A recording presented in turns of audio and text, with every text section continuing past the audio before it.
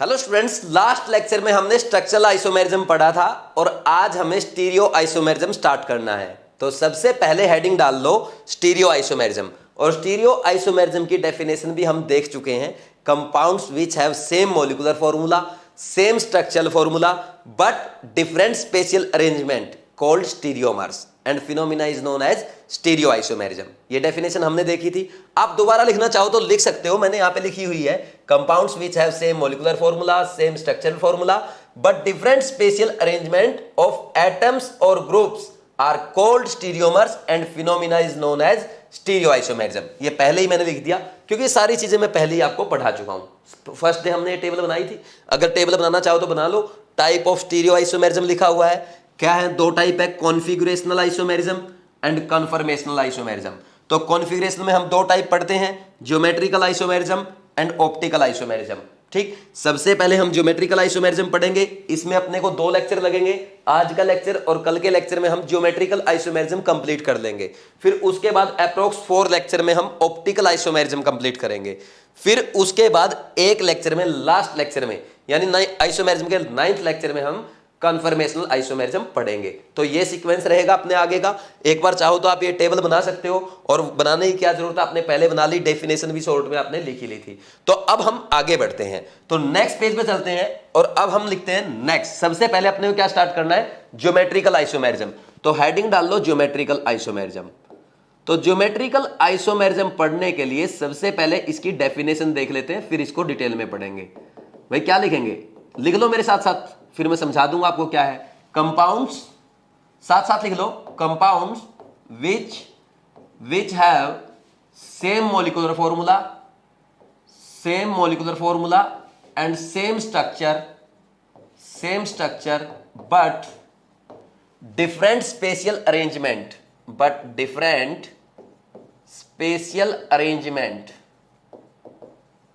Of atoms और groups, different spatial arrangement of atoms or groups due to restricted rotation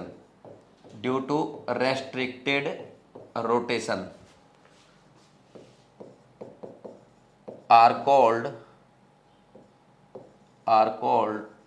geometrical isomers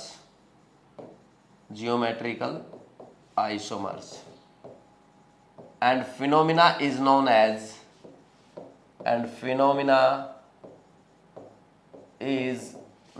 as geometrical isomerism। ठीक है भाई, short में लिख दिया। ये बात समझ में आती है? ये डेफिनेशन है। एक बार फिर बोल देता हूं, compound which have same molecular formula and same structure but different spatial arrangement of atoms or groups due to restricted rotation are called geometrical isomer and phenomena is known as geometrical isomerism। अब आपके लिए एक नई term आ गई, क्या? Restricted rotation. वो अभी हम समझेंगे। तो एक काम करो, आपने डेफिनेशन लिख लिया, अब पेन कॉपी रखो, इधर देखो बोर्ड की तरफ। देखो क्या होता है, यहां पे रेस्ट्रिक्टेड रोटेशन जो आता है वो sp2 कार्बन में आता है, जहां पे डबल बॉन्ड हो। वो अलग अलग जगह आएगा, हम डिटेल में आगे साइक्लोएल्केन्स में भी पढ़ेंगे, साइक्लोएल्कीन्स में पढ़ेंगे, स्पायरो कंपाउंड्स में भी पढ़ेंगे, तो बहुत बाइफिनाइल्स में भी पढ़ेंगे, सारा डिटेल में पढ़ेंगे। लेकिन पहले हम डबल बॉन्ड के लिए समझ लेते हैं, चाहे वो कार्बन कार्बन का डबल बॉन्ड हो या कार्बन नाइट्रोजन का डबल बॉन्ड हो। सबसे पहला एग्जाम्पल हम कार्बन कार्बन डबल बॉन्ड का लेंगे। अगर कार्बन कार्बन डबल बॉन्ड की बात की जाए तो यह ऐसे बनता है, 2 sp2 कार्बन ऐसे जुड़ते हैं। ठीक, तो इसमें अगर हम देखें कार्बन का जो इलेक्ट्रॉनिक कॉन्फ़िगरेशन, देखो बिल्कुल 0 से स्टार्ट कर रहा हूं, वही हमेशा मैं आपको जब भी केमिस्ट्री में बेसिक से स्टार्ट करूंगा, बिल्कुल इलेक्ट्रॉनिक कॉन्फ़िगरेशन से स्टार्ट करता हूं। आज भी हम वही स्टार्ट कर रहे हैं। अगर ग्राउंड स्टेट का कार्बन का इलेक्ट्रॉनिक कॉन्फ़िगरेशन लिखोगे, आपको सबको पता है 2s2 2p2 रहता है। ठीक, अब हम क्या करते हैं, कार्बन को एक्साइटेड स्टेट में लेके जाते हैं। तो क्या करेंगे, इस इलेक्ट्रॉन को यहां पे एक्साइट कर देंगे, और अब क्या होगा, यहां पे एक्साइट करने के बाद इसके पास ये 4 अनपेयर्ड इलेक्ट्रॉन ऐसे दिखेंगे आपको। फिर हम क्या कहते हैं, इस कार्बन ने क्या बनाया, 3 सिग्मा बॉन्ड। कैसे बनाएगा, 1 2 3, और एक कार्बन क्या बना रहा है, पाई बॉन्ड बना रहा है। ठीक, दोनों ही कार्बन में क्या है, 3 सिग्मा और 1 पाई। समझ में आ गया कैसे है? sp2 हाइब्रिडाइजेशन है, ये आपको बताने की जरूरत नहीं है, यहां से ये sp2 हाइब्रिडाइजेशन है। ये मेरे ख्याल में आपको अच्छे समझ में आता है। ठीक, अब देखो अपने को नेक्स्ट आगे समझना है कि ये प्रोसेस कैसे हुआ, इसको देखते हैं। देखो सब यहाँ पे 2 कार्बन है, मान लीजिए ये दोनों कार्बन मैं ऐसे बना लेता हूं, एक मैंने ये बनाया, दूसरा मैंने ये बना लिया। अब मान लीजिए इसका ये ऑर्बिटल है और ये एक्स डायरेक्शन है, तो ये पी एक्स ऑर्बिटल होगा, इसका ये पी एक्स ऑर्बिटल होगा। दोनों के पी एक्स ऑर्बिटल ने ओवरलैप किया और क्या बनाएंगे, सिग्मा बॉन्ड बना लेंगे। तो एक्स डायरेक्शन में ये कैसा बॉन्ड बना रहे हैं, क्या बोलेंगे आप, सिग्मा बॉन्ड बना रहे हैं। ठीक, अब मान लीजिए इसके परपेंडिकुलर ये वाला क्या है, पाई ऑर्बिटल होंगे, वाई डायरेक्शन है तो पी पाई ऑर्बिटल बोलेंगे इनको, तो ये वाई डायरेक्शन आपकी। ठीक, और ये एक्स डायरेक्शन के परपेंडिकुलर क्या करेंगे, अगर ये ओवरलैपिंग करते हैं तो कैसी बॉन्डिंग होगी, ये पाई बॉन्डिंग होगी, ये सबको पता है। ठीक, समझ आ रहा है कि नहीं आ रहा, साइड वाइज ओवरलैप, तो पाई बॉन्ड बनाएंगे। ऊपर नीचे पाई लिखने का मतलब ये नहीं है कि 2 पाई बॉन्ड बनाए हैं, पाई बॉन्ड एक डायरेक्शन में एक ही बनता है। तो वाई डायरेक्शन के ऑर्बिटल ओवरलैप करेंगे तो क्या कहेंगे, वो एक्स डायरेक्शन के परपेंडिकुलर ओवरलैप कर रहे हैं, किसके, पी वाई ऑर्बिटल, तो उसको कहेंगे एक पाई बॉन्ड बनाएंगे। और अगर एक पाई बॉन्ड बनाएंगे ऐसा नहीं लिखेंगे कि एक पाई ये एक पाई ये दिखा रहा है कि ये एक्स एक्सिस है, इसके ऊपर भी ये लोब्स ओवरलैप कर रहे हैं दोनों ऐसे, और नीचे भी ओवरलैप कर रहे हैं। ये बात मैं आपको केमिकल बॉन्डिंग में भी सिखा चुका हूं, फिर एक बार मैंने आपको रिमाइंड करवा दिया। अब इधर देखो, इसमें एक डायरेक्शन और रहेगी, वो रहेगी जेड डायरेक्शन। जेड डायरेक्शन को दूसरे पेन से बना देते हैं। यहां पे मान लीजिए ये जेड डायरेक्शन है आपकी, तो यहां पे इसके पी जेड ऑर्बिटल, ये रहे इसके पी जेड ऑर्बिटल। बात समझ में आई। ठीक, तो आपको पता है ये एक्स डायरेक्शन, ये वाई और ये जेड। ठीक, ऐसे होगा, समझ आ रहा है आपको अच्छे से। अब देखो इसमें रेस्ट्रिक्टेड रोटेशन अब क्या होता है वो अपने को सीखना है। अब क्या हुआ, ये जो सिग्मा बॉन्ड है ना, ये ऐसे रोटेट करता रहता है, ये कंटिन्यूअसली हमेशा सिग्मा बॉन्ड ऐसे रोटेट करता है। ठीक, जब भी हमेशा कार्बन कार्बन के बीच में या किन्हीं भी एटम्स के बीच में सिग्मा बॉन्ड होगा वो ऐसे रोटेट करता रहेगा। लेकिन जब ये वाला केस बना, जब पाई बॉन्ड बना, तो क्या हुआ, ये सिग्मा ऐसे था। आप ये मान लो मेरे हाथ के इस सेंटर में कार्बन एटम है और इस हाथ के सेंटर में भी कार्बन एटम है। अब हुआ क्या, इन दोनों ने क्या किया, ऐसे सिग्मा बॉन्ड बना लिया आपस में एक्स डायरेक्शन में, और ये वाई डायरेक्शन जो हाथ खड़े हैं तो इनके ऑर्बिटल ने ऐसे ओवरलैप करके पाई बॉन्ड बना लिया। अब मान लीजिए इसने रोटेट करने की कोशिश की ऐसे, तो ये इनका क्या होगा, ये जो पाई ऑर्बिटल, ये पाई बॉन्ड जो बन रहा है, ये आपका साइड वाइज ओवरलैप से जो पाई बॉन्ड बन रहा है वो टूट जाएगा। समझ आ रही बात, ये सिग्मा है, सिग्मा ऐसे रोटेट कर रहा था अकेला, तब तक ठीक है, लेकिन जैसे ही इनके ओवरलैप है, इसने रोटेट करने की कोशिश की, बॉन्ड टूट जाएगा। यानी क्या करेगा, इस रोटेशन को रेस्ट्रिक्ट करेगा। क्या करेगा, ये पाई बॉन्ड क्या कर रहा है, इस रोटेशन को रेस्ट्रिक्ट कर रहा है, क्योंकि अगर आपने इसको ऐसे रोटेट कराया तो ये पाई बॉन्ड टूट जाएगा, मॉलिक्यूल ही स्टेबल नहीं रहेगा आपका। तो मॉलिक्यूल तो स्टेबल रखना ना, तो ये पाई बॉन्ड ये सिग्मा के इस रोटेशन को रेस्ट्रिक्ट करता है, इसको रोटेट नहीं करने देता। इसी को कहते हैं हम रेस्ट्रिक्टेड रोटेशन, और आगे इसको बार बार हम यूज करेंगे, रेस्ट्रिक्टेड रोटेशन सिस्टम। क्या, रेस्ट्रिक्टेड रोटेशन सिस्टम। ये बात समझ में आई। तो अब देखो यहां पे मैं आपको दिखा भी देता हूं इससे फर्क क्या पड़ता है। इसका फर्क क्या पड़ा, क्योंकि अभी तो हमने ये समझा कि रेस्ट्रिक्टेड रोटेशन आया है, तो रेस्ट्रिक्टेड रोटेशन आने से उसके कंसीक्वेंसेस, उसके रिजल्ट क्या क्या आए वो अब हम देखते हैं।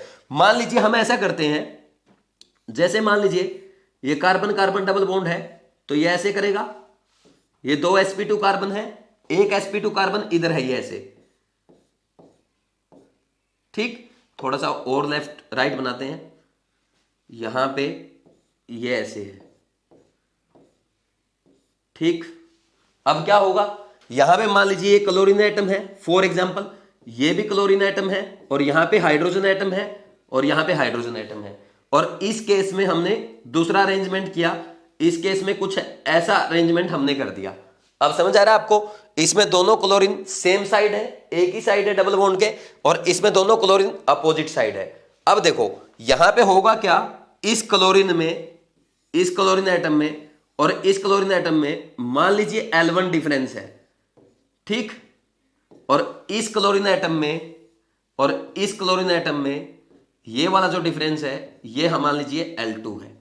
या जरूरी नहीं, आप हाइड्रोजन का भी कंसीडर कर सकते हो, कोई जरूरी नहीं है क्लोरीन का ही करना है, आप हाइड्रोजन हाइड्रोजन में भी देख सकते हो। बात समझ में आ रही है। तो अब हमने क्या देखा, क्या L1 L2 के इक्वल होगा, वो तो साफ साफ आपको बोर्ड पे ही दिख रहा है, L1 L2 के बिल्कुल भी इक्वल नहीं होगा। तो L1 is not equal to L2, ये बात आपको समझ में आई। तो ये दोनों में क्या है, स्पेशल अरेंजमेंट है, तो ये स्पेशियल अरेंजमेंट क्या हो गया, डिफरेंट हो गया। तो different spatial arrangement due to restricted rotation. अब देखो डिफरेंट स्पेशियल अरेंजमेंट है, ये हमें समझ में आया, लेकिन कैसे हुआ, किसके कारण हुआ, रेस्ट्रिक्टेड रोटेशन के कारण हुआ।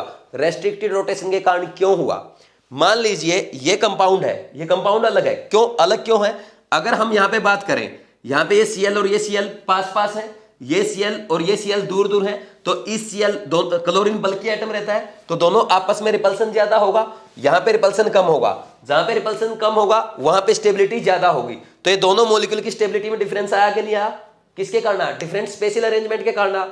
अब मान लीजिए आप ये सोचो कि इस मॉलिक्यूल को मैं ऐसा ही बनाना चाहता हूं, तो आपको क्या करना पड़ेगा, इस कार्बन को ऐसे घुमाना पड़ेगा ऐसे, और यहां से इसको घुमा करके यहां लाना पड़ेगा। तो जैसे ही आप इसको ऐसे घुमाने की कोशिश करेंगे तो क्या होगा, पाई बॉन्ड टूट जाएगा, जो हमने अभी देखा था। तो ऐसे ये पाई बॉन्ड था, ये टूट जाएगा। तो ये क्या कर रहा था, पाई बॉन्ड क्या कर रहा है, इस रोटेशन को रेस्ट्रिक्ट कर रहा है, यानी इसको ऐसे रोटेट नहीं करने देगा, और रोटेट नहीं करने देगा तो आप उधर नहीं लेके जा सकते, तो ये रेस्ट्रिक्टेड रोटेशन हो गया। बात समझ में आई। तो ये स्पेशल अरेंजमेंट बना रहेगा ड्यू टू रेस्ट्रिक्टेड रोटेशन, आप इसको रोटेट नहीं कर सकते। अब ये मॉलिक्यूल अलग है, ये मॉलिक्यूल अलग है, बात समझ में आई कि नहीं आई।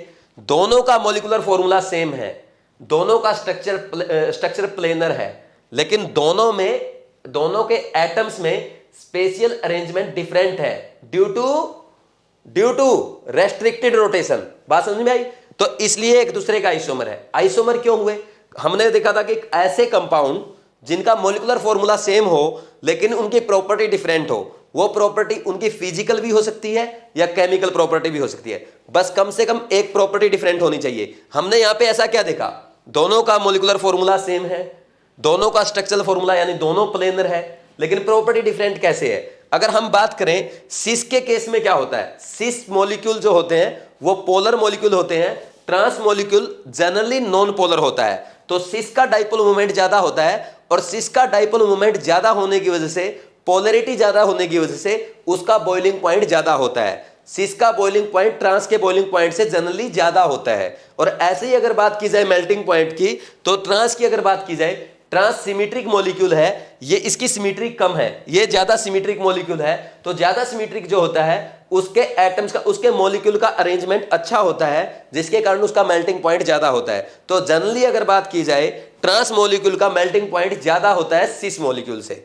समझ आ रही बात। ट्रांस का मेल्टिंग पॉइंट ज्यादा है, सिस का बॉइलिंग पॉइंट ज्यादा है। तो फिजिकल प्रॉपर्टी में डिफरेंट आया कि नहीं आया।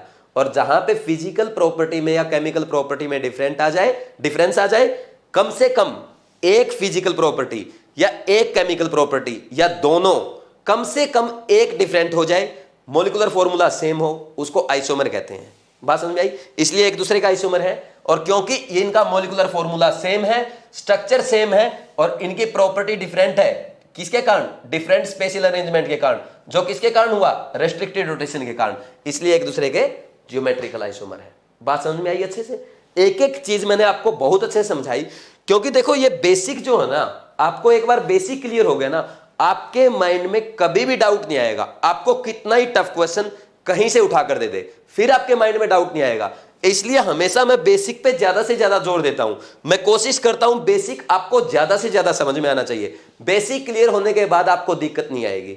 और ये बेसिक इतना क्लियर आपका हो रहा है, अगर आपको 50 साल के बाद भी कोई क्वेश्चन पूछ लेगा तो आप इजीली समझा देंगे ज्योमेट्रिकल आइसोमर क्या होते हैं और वो आइसोमेरिज्म शो क्यों करते हैं। तो समझ आ। तो यहां पे लिख भी सकते हो कि ये L1 L2 क्या है, डिफरेंट स्पेशियल अरेंजमेंट है। लिख सकते हो, लिख सकते हैं L1 L2 different spatial arrangement. समझ तो आ रहा ना, या मैं ऐसे ही जोर लगा रहा हूं, समझ आना चाहिए भाई सबको। Different spatial arrangement due to restricted rotation, ये होता है आपका डिफरेंट स्पेशियल अरेंजमेंट। ये नोट डाउन कर लो, आपको समझ में आ गया पूरा कॉन्सेप्ट, ज्योमेट्रिकल आइसोमेरिज्म क्यों शो करते हैं कंपाउंड। ठीक है, इसको लिखो, फिर और आगे बढ़ते हैं। Type of restricted rotation system देखेंगे हम, एक बार इसको नोट कर लो।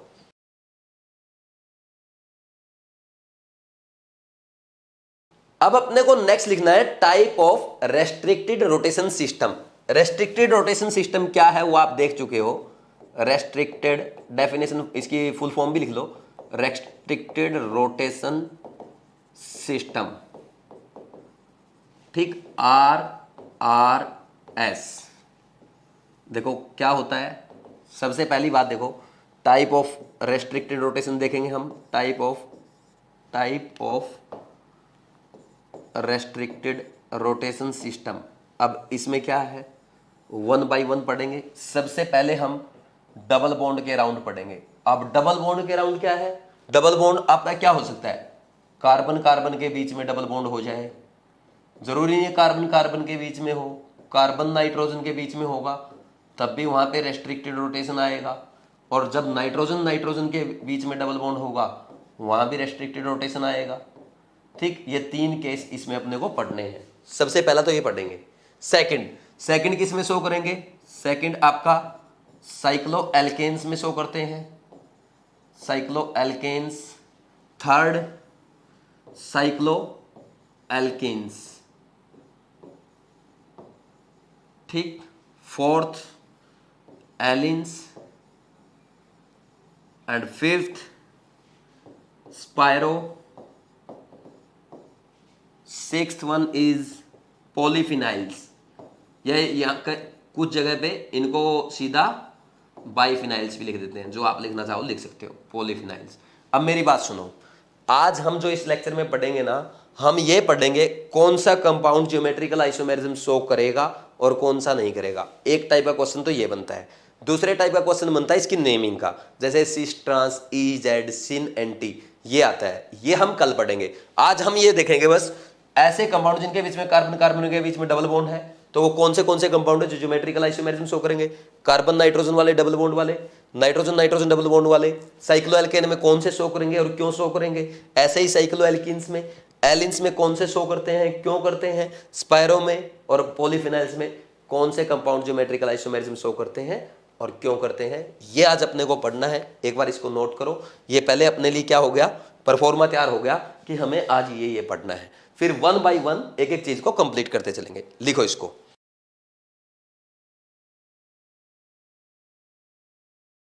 अब देखो इसमें अपने को आगे बढ़ना है, 1 बाई 1 हम ये करेंगे, लेकिन इससे पहले एक काम और कर लो, कंडीशन फॉर ज्योमेट्रिकल आइसोमर्स, ये हेडिंग और डाल दो, ठीक। फिर एक एक को डिटेल में कर देंगे। पहले हेडिंग डाल लो, condition for geometrical isomerism, condition for GI लिख लो। इसमें हम क्या करेंगे, देखो फर्स्ट सबसे पहली कंडीशन ये होनी चाहिए, compound must be square planar, ठीक। Second condition, compound must have restricted rotation system, RRS, जो भी हमने पढ़ा। पहले तो वो प्लेनर होना चाहिए, दूसरा उसमें क्या होना चाहिए, रेस्ट्रिक्टेड रोटेशन होना चाहिए। बात समझ में आ रही है। अब थर्ड पॉइंट क्या है, जो आपका रेस्ट्रिक्टेड रोटेशन होगा, जैसे यहां पे रेस्ट्रिक्टेड रोटेशन है, अब इससे जो ये एटम्स जुड़े हुए हैं दोनों, ये दोनों जो एटम्स जुड़े हुए हैं, ये दोनों एटम, जैसे ये कार्बन है तो ये कार्बन है ना, यहां पे अलग एटम होना चाहिए और यहां पे अलग एटम होना चाहिए।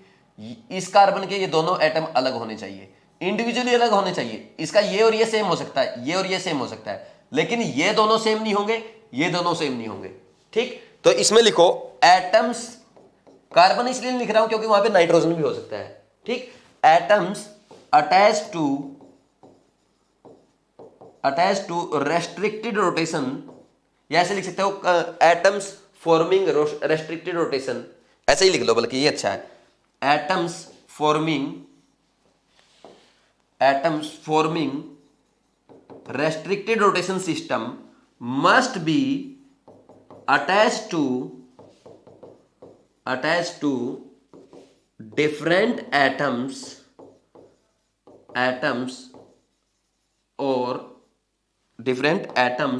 or groups। कैसे, ये क्यों बोला मैंने, अब इसको समझो। देखो मान लीजिए यहां पे ये कार्बन कार्बन का ही सिस्टम है, तो यहां पे अब एक बात बताओ, हमने क्या बोला, ये एटम था, जैसे यहां पे ए है और यहां पे ए है, ठीक। अब इसको अलग करने के लिए मैंने यहां पे अलग एटम रखना पड़ेगा और यहां पे भी ए रख दिया, तो इसको इंटरचेंज करने से कुछ भी समझ में नहीं आएगा ना। बात समझ में आ रही है। तो इसलिए यहां पे जो एटम आ गया वो यहां पे नहीं आना चाहिए, ठीक। ये और ये सेम हो सकते हैं, ये और ये सेम हो सकते हैं, ये और ये सेम हो सकता है, ये और ये सेम हो सकता है, लेकिन ये और ये सेम नहीं होगा। बात समझ में आ रही है? तो ये मैं आपको एक्सप्लेन कर रहा था। अब इसको लिखने की जरूरत नहीं है, ये आपको आगे अच्छे से और अच्छे समझ में आ जाएगा। ठीक, तो इसको अभी लिखो मत, अब आगे हम बढ़ते हैं, साथ के साथ आपने ये लिख ही लिया है। अब अपने को 1 बाय 1 ये करने हैं। तो सबसे पहले हम क्या करेंगे, डबल बॉन्ड के अराउंड देख लेंगे, है ना। Geometrical isomerism around double bond. ठीक, सबसे पहली हेडिंग ये डाल लो, और इसमें सबसे पहली हेडिंग क्या डालोगे, हम कार्बन कार्बन डबल बॉन्ड पढ़ेंगे, यानी ए एल्कीन्स डाल लो। ठीक, एल्कीन्स की बात सबसे पहले होगी, कार्बन कार्बन डबल बॉन्ड की।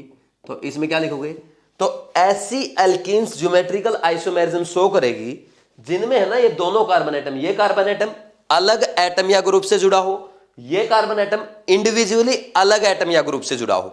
ठीक, जो कंडीशन मैं बोल रहा हूं आप एक बार इसको लिख लो, एग्जाम्पल से और क्लियर हो जाएगी। देखो मैं क्या बोल रहा हूं, इसमें कंडीशन लिखो आप सीधा, कंडीशन सच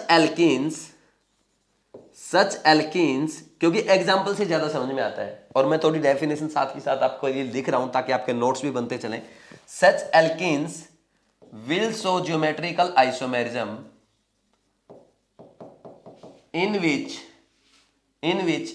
sp2 कार्बन, ये कार्बन sp2 है ना, ये भी sp2 और ये भी sp2, sp2 carbon is attached to different atoms और group इंडिविजुअली। बात समझ में आई आपको? मतलब मैंने ये कहा, ये जो एल्कीन है ना, इसमें ये sp2 कार्बन है, ये दोनों डिफरेंट एटम से जुड़ा होना चाहिए या ग्रुप से जुड़ा होना चाहिए। ये कार्बन है, इसके लगने वाले दोनों ग्रुप या एटम जो भी लगेंगे अलग होने चाहिए, सेम नहीं होने चाहिए। जैसे मैं एग्जांपल से समझाता हूं आपको। मान लीजिए हमने ये एग्जांपल लिया, पहला एग्जांपल ये दे दिया, मान लीजिए यहां पे ए लगा, यहां पे ए लगा, यहां पे ए लगा, यहां पे ए लगा। देखो क्या ये कार्बन दो अलग एटम से जुड़ा है या ग्रुप से जुड़ा? नहीं ना, ये जुड़ा, तो ये ज्योमेट्रिकल आइसोमेरिज्म शो नहीं करेगा। क्या ये ज्योमेट्रिकल आइसोमेरिज्म शो करेगा? बिल्कुल भी नहीं करेगा। समझ आई बात? नेक्स्ट मान लीजिए आपको ऐसा दे देता, यहां पे ए ना देके यहां पे ए दे देता, यहां पे बी दे देता। ठीक, क्या ये ज्योमेट्रिकल आइसोमेरिज्म शो करेगा? देखो ये कार्बन दोनों सेम एटम से जुड़ा है या सेम ग्रुप से जुड़ा है, ये भी कार्बन दोनों सेम से जुड़ा है, दोनों का होना चाहिए अलग, दोनों का ही सेम है, नहीं करेगा। अब नेक्स्ट में देखो, मान लीजिए आपको ये केस दिया जाए, यहां पे ए, यहां पे बी, यहां पे एक्स, यहां पे वाई। ठीक, वाई की बजाय एक्स ही लिखो यहां पे। अभी ये देखो, ये क्या है? डिफरेंट है, लेकिन इस कार्बन के दोनों सेम है। किसी भी एक sp2 कार्बन के सेम एटम या ग्रुप हो गए ना, वो शो नहीं करेगा। बात समझ में आई? क्यों नहीं करेगा? अब यार एक बात बताओ, आपने देखा ये ए एक्स के साथ दोनों सेम साइड है, अब मान लीजिए आप इसको यहां ले आए, बात तो एक ही है ना, एक्स तो सेम ही है ना, सेम ही एटम है। मान लीजिए आपने यहां पे लिखा क्लोरीन और यहां पे ब्रोमीन, यहां भी ब्रोमीन, तो आप उसकी पोजीशन किसके साथ चेंज करोगे? ये क्लोरीन के, इस क्लोरीन के साथ इस ब्रोमीन की। देखो एक बार समझाता हूं, यहां पे आपने लिखा ये Cl और यहां पे लिख दिया मान लीजिए फ्लोरीन, और यहां पे लिखा आपने ब्रोमीन और ये ब्रोमीन। अब एक बात बताओ यार, ये जो डिस्टेंस है सेम है। अगर मैं आपको, अगर ऐसा लगता कि इस वाले Br को ऊपर ले जाऊंगा, तब भी तो ये वहीं पे है, डिफरेंट थोड़ा होगा, ये डिफरेंट थोड़ा हुआ, ये तो अभी भी वहीं पे है। बात समझ में आई? तो Br सेम है ना, तो यहां पे डिफरेंट होने चाहिए, तभी पे ये डिस्टेंस और ये डिस्टेंस अलग आएगा। समझ आ रही बात? तो इसको मैं हटा देता हूं एक बार, ये समझाने के लिए मैंने लिखा था, है ना। अगर आपको लिखना तो आप लिख सकते हो, वैसे कोई जरूरत नहीं है। ये हट गया। नेक्स्ट देखो, और एग्जांपल करते हैं। मान लीजिए अपने को ऐसा दे दे, यहां पे ए, यहां पे बी लगा दिया, यहां पे ए और यहां पे बी। क्या ज्योमेट्रिकल आइसोमेरिज्म शो करेगा? आपको बस इतना देखना, इस कार्बन, ये कार्बन दोनों अलग एटम से या ग्रुप से अटैच है, ये कार्बन ये भी है, बिल्कुल शो करेगा। ठीक, मान लीजिए ऐसा दे दिया जाए अपने को, यहां पे ये कार्बन क्या दे दिया, ये ए ये बी, ठीक, और या ऐसे दे दिया, यहां पे ये एक्स और ये बी। भाई भले इसका बी और बी सेम है, उसे मतलब नहीं है, इस कार्बन के दोनों ग्रुप अलग होने चाहिए, है इस कार्बन के ये दोनों ग्रुप अलग होने चाहिए, बिल्कुल है, ये ज्योमेट्रिकल आइसोमेरिज्म शो करेगा। मान लीजिए अपने को ऐसा दे दे, ये ए ये बी ये x और ये y चारों डिफरेंट दे दिए, बिल्कुल करेगा, क्योंकि अपने को तो देखना इस कार्बन के दोनों एटम या ग्रुप अलग है, इस कार्बन के दोनों अटैच्ड एटम या ग्रुप अलग है, ज्योमेट्रिकल आइसोमेरिज्म शो करेगा। इसके अलावा आपका कोई क्वेश्चन नहीं फंस सकता। अब बस आपके साथ एग्जामिनर क्या कर सकता है, एग्जामिनर ज्यादा से ज्यादा आपको ये पूछेगा, मान लीजिए आपको आईपीएसी नेम लिख के दे देगा या कॉमन नेम लिख के दे देगा और पूछ लेगा कौन सा ज्योमेट्रिकल आइसोमेरिज्म शो करता है, कौन सा नहीं करता है। अब ये सिरदर्दी आपकी है, क्योंकि मैं अच्छे से आपको पढ़ा चुका हूं कि आपको आईपीएसी नेम से स्ट्रक्चर बना के कंपाउंड लिख के देखना है, उसके बाद आपको बताना है कि ये ज्योमेट्रिकल आइसोमेरिज्म शो करेगा या नहीं करेगा। लिखो इसको।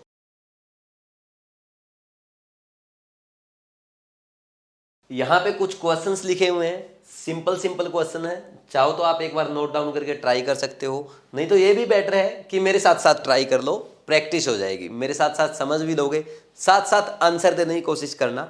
जैसे आप फर्स्ट का सोचो क्या आएगा, करेगा या नहीं करेगा। तो आपने देखा इस कार्बन पे दोनों ग्रुप सेम, इस कार्बन पे दोनों एटम सेम, तो नहीं करेगा, होने चाहिए थे डिफरेंट, तो हम बोलेंगे ये नहीं करने वाला। बात समझ में आई। नेक्स्ट वाला क्वेश्चन देखो, इस कार्बन पे दोनों ग्रुप डिफरेंट, ये Cl ये Br, दोनों एटम डिफरेंट, इस कार्बन पे भी दोनों डिफरेंट एटम है, तो ये शो करेगा। अब नेक्स्ट कार्बन पे, इस पे ये डिफरेंट, लेकिन ये दोनों क्या है, सेम है, तो ये दोनों सेम हो गए, इसलिए ये नहीं शो करेगा। अब नेक्स्ट वाला जो क्वेश्चन दिया गया है, इसको हम बोलते हैं कंडेंस फॉर्मूला। इसमें आपको बना के देखना पड़ता है एक्चुअल में ये क्या है। अब देखो ये जो कार्बन है ना, यहां लिख रहा है CH3 ट्वाइस, यानी इस कार्बन के 2 CH3 ग्रुप लगे हुए हैं। ये चीजें आपको खुद को सीखनी पड़ेंगी, है ना, ये बनाना सीखो, कोई ज्यादा टफ नहीं है ये 9th 10th क्लास में भी पढ़ते हैं हम। ठीक, फिर ये नेक्स्ट इस कार्बन से जुड़ेगा, तो ये इसके एक हाइड्रोजन लगा CH है और ये CH3। ठीक, अब इनकी दोनों की एक वैलेंसी फ्री है, तो ये ऐसे पूरी करेंगे, तो ये बन गया। तो इसमें आपने क्या देखा कि यहाँ पे CH3 लगा है, दोनों सेम है, तो नहीं शो करेगा। नेक्स्ट वाला देखो, इस कार्बन के एक हाइड्रोजन एक फिनाइल, ये जो फाइल लिखते हैं ना, फिनाइल को रिप्रेजेंट करता है। ठीक, इस कार्बन के एक हाइड्रोजन एक फिनाइल, तो ये शो करेगा। यहां पे इस कार्बन पे आपने देखा दोनों ही मिथाइल ग्रुप लगे हैं, तो ये शो नहीं करेगा। इस कार्बन पे इधर दोनों मिथाइल ग्रुप लगे हैं, नहीं शो करेगा। 2 ब्यूटिन का केस देख लो, 2 ब्यूटिन जब आप बनाओगे CH3 CH double bond CH CH3, तो ये शो बिल्कुल करेगा, क्योंकि इस कार्बन पे एक हाइड्रोजन एक मिथाइल, इस कार्बन पे एक हाइड्रोजन एक मिथाइल, बिल्कुल शो करेगा। अब देखो 1,1 डाइफिनाइल ब्यूट-2-इन, तो 1,1 देखो 1 पे फिनाइल लगा, 2 फिनाइल लगे हैं, ठीक, और ये डबल बॉन्ड फर्स्ट पे ही CH CH2 CH3। इस कार्बन पे तो एक इथाइल और एक हाइड्रोजन है, लेकिन इस पे दोनों फिनाइल ग्रुप है, तो ये वाला शो नहीं करेगा। बात समझ में आई। अब ये देखो ऐसे क्वेश्चंस आते हैं, जैसे ये देखा मैंने 1,1 डाइफिनाइल ब्यूट-1-इन, 2 प्रोपिनल, 1,1 डाइक्लोरोप्रोपिन, 2 ब्यूटिन, 1 ब्यूटिन, ऐसे क्वेश्चंस एग्जाम में आते हैं, इतने ही आसान आते हैं। या ऐसे दे देगा malic acid, fumaric acid, malic acid का सबको पता है सिस ब्यूट 2 डाइइनोइक एसिड होता है। ये देखो ये रहा आपका मेलिक एसिड, बिल्कुल शो करेगा। यहाँ पे एक हाइड्रोजन लगा होगा, यहाँ पे एक हाइड्रोजन लगा होगा, बिल्कुल शो करेगा। फ्यूमेरिक एसिड के केस में आपको पता है ये COOH, ये COOH, ये यहाँ पे हाइड्रोजन, यहाँ पे हाइड्रोजन। ठीक, करेगा कि नहीं करेगा भाई, कर देगा, बिल्कुल साफ साफ दिख रहा है। ये सिस ब्यूटिन डाइओइक एसिड है, ट्रांस ब्यूटिन डाइओइक एसिड है, ठीक, करेगा। नेक्स्ट है सक्सिनिक एसिड। सक्सिनिक एसिड में तो डबल बॉन्ड ही नहीं होता।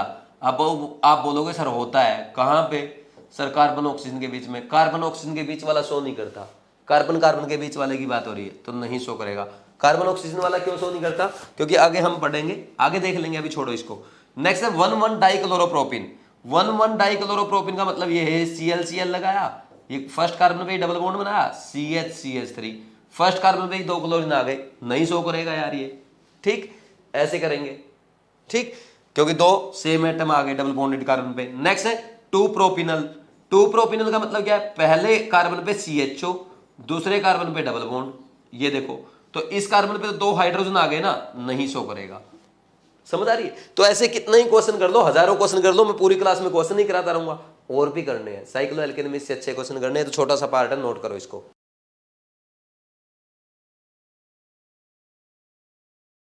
नेक्स्ट अपने को करना है कार्बन और नाइट्रोजन डबल बॉन्ड वाला सिस्टम। तो इसमें सबसे पहले हम लोग करते हैं इमीन सिस्टम। तो हेडिंग डाल लो इमीन सिस्टम। इसमें क्या होता है, सबसे पहले अपने को यही देखना है। देखो हमने ये पढ़ा, ये कार्बन और ये नाइट्रोजन के साथ डबल बॉन्ड और एक लोन पेयर, ऐसे बनेगा। अब यहां पे नाइट्रोजन के साथ अगर हाइड्रोजन आ जाए तो ये इमीन सिस्टम कहलाता है, और अगर यहीं पे OH आ जाए तो ये ऑक्साइम कहलाता है, जो हम सी पार्ट में कवर करेंगे। अब देखो यहां पे हम लोन पेयर जो होता है, तो लोन पेयर को हम स्यूडो एटम मानते हैं, और लोन पेयर किसी भी एटम के जैसा नहीं है, तो यानी इसके तो दोनों पार्ट हमेशा अलग रहेंगे, एक हाइड्रोजन एक लोन पेयर, कभी भी सेम नहीं आ सकता। अब डिफरेंट क्या, यहां ये दोनों डिफरेंट है, अब इस कार्बन पे भी डिफरेंट होने चाहिए। हम यूं कहेंगे कि इस कार्बन एटम पे अगर यहां पे दो ग्रुप या एटम अगर डिफरेंट लग जाए तो इम्यून सिस्टम हमेशा क्या करेगा, आपका ज्योमेट्रिकल आइसोमेरिज्म शो करेगा, इसमें कोई डाउट नहीं आना चाहिए। लिख लेते हैं, ये लिख लो, lone pair is considered as pseudo atom. ठीक, तो नाइट्रोजन जो sp2 नाइट्रोजन है, तो उस पे तो आपको साफ साफ दिख रहा है कि दोनों एटम डिफरेंट हो गए, एटम बोलो ग्रुप बोलो जो भी बोलो, लेकिन अब क्या होना चाहिए, कार्बन पे डिफरेंट होने चाहिए। जिसमें कार्बन पे डिफरेंट हो जाएंगे वो ज्योमेट्रिकल आइसोमेरिज्म आपका शो कर देगा। तो इसमें क्या लिखोगे, यहां पे मान लीजिए आपको ये एग्जांपल दे दिया, यहां पे ये एग्जांपल ऐसे दे दिया मान लीजिए, ठीक, यहां मिथाइल लगा दिया, यहां मिथाइल लगा दिया, तो क्या ये शो करेगा। नाइट्रोजन पे तो आपको पता है अलग है, सोचने की जरूरत ही नहीं है, क्योंकि एक स्यूडो एटम एक हाइड्रोजन है, वो कभी भी सेम नहीं हो सकते। तो यहां पे दोनों सेम आ गए तो ये शो नहीं करेगा। नेक्स्ट मान लीजिए आपको अगर ऐसा दे दिया जाए, सॉरी नाइट्रोजन है यहां पे ये हाइड्रोजन, यहां मिथाइल दे दिया, या कोई और अल्काइल ग्रुप दे दिया, इथाइल ग्रुप दे दिया, तो क्या ये शो करेगा, ये दोनों डिफरेंट है तो शो करेगा। बस यही ध्यान रखना है। और भी एग्जाम्पल चाहे तो आपको वो दे सकता है, जैसे मान लीजिए ये दे दिया कि HH दे दिया यहाँ पे और ये दे दिया, क्या ये शो करेगा, बिल्कुल नहीं करेगा, कार्बन पे दोनों सेम है। मान लीजिए आपको ऐसा दे दिया, या ऐसा बना के दे दे इसको कि एग्जामिनर आपको ऐसा दे रहा है, यहाँ पे ये और नाइट्रोजन पे H, ये ऐसा दे दिया, ठीक, तो आपने देखा कार्बन पे एक इथाइल ग्रुप एक मिथाइल ग्रुप शो करेगा, नो डाउट। ये था आपका immune system. Next one is C type. क्या आता है आपका, सी टाइप में हम जो करेंगे वो करेंगे ऑक्साइम। अब ऑक्साइम में क्या होगा, देखो भाई ऑक्साइम में यहां पे ये जो कार्बन है, ये कार्बन में और ये नाइट्रोजन, इस कार्बन पे दो वैलेंसी फ्री, और यह नाइट्रोजन ये OH, ठीक, ये आपका ऑक्साइम है। तो ऑक्साइम में अगर यहां पे ये lone pair is considered as pseudo atom, तो ये दोनों ग्रुप डिफरेंट हो जाए तो आपका क्या करेगा, ये ज्योमेट्रिकल आइसोमेरिज्म शो कर देगा। अब ऑक्साइम में मान लीजिए मेरे को ऐसा दे दे, ये वाला ऑक्साइम दे दिया, यहां पे मेरे को ये दे दिया H और ये H, क्या शो करेगा, बिल्कुल भी नहीं करेगा। यहां पे अगर हम बात करें कि ये वाला दे दिया, सॉरी OH है, ये दे दिया CH3 और H, क्या शो करेगा, बिल्कुल शो करेगा, क्योंकि नाइट्रोजन पे लोन पेयर क्या है, स्यूडो एटम है, और ये OH और स्यूडो एटम सेम नहीं हो सकता, ये दोनों डिफरेंट है, करेगा।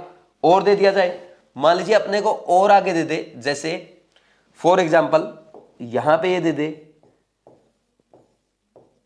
यहां पे ये ऐसा दे दे, ये CH3 दे दिया, ये CH3 दे दिया, ठीक, ये दोनों सेम आ गए, नहीं शो करेगा। मान लीजिए अपने को ऐसा दे देता, ये OH और यहां पे ऐसा कर देता, एक इथाइल है एक मिथाइल, दोनों डिफरेंट है तो शो करेगा। तो ये हो गया आपका। अब देखो, अब इसको हम थोड़ा सा और एक्सप्लोर करते हैं। और एक्सप्लोर कैसे करेंगे, अब देखना आप, एक्सप्लोर करने से पहले ही बड़ा हो गया।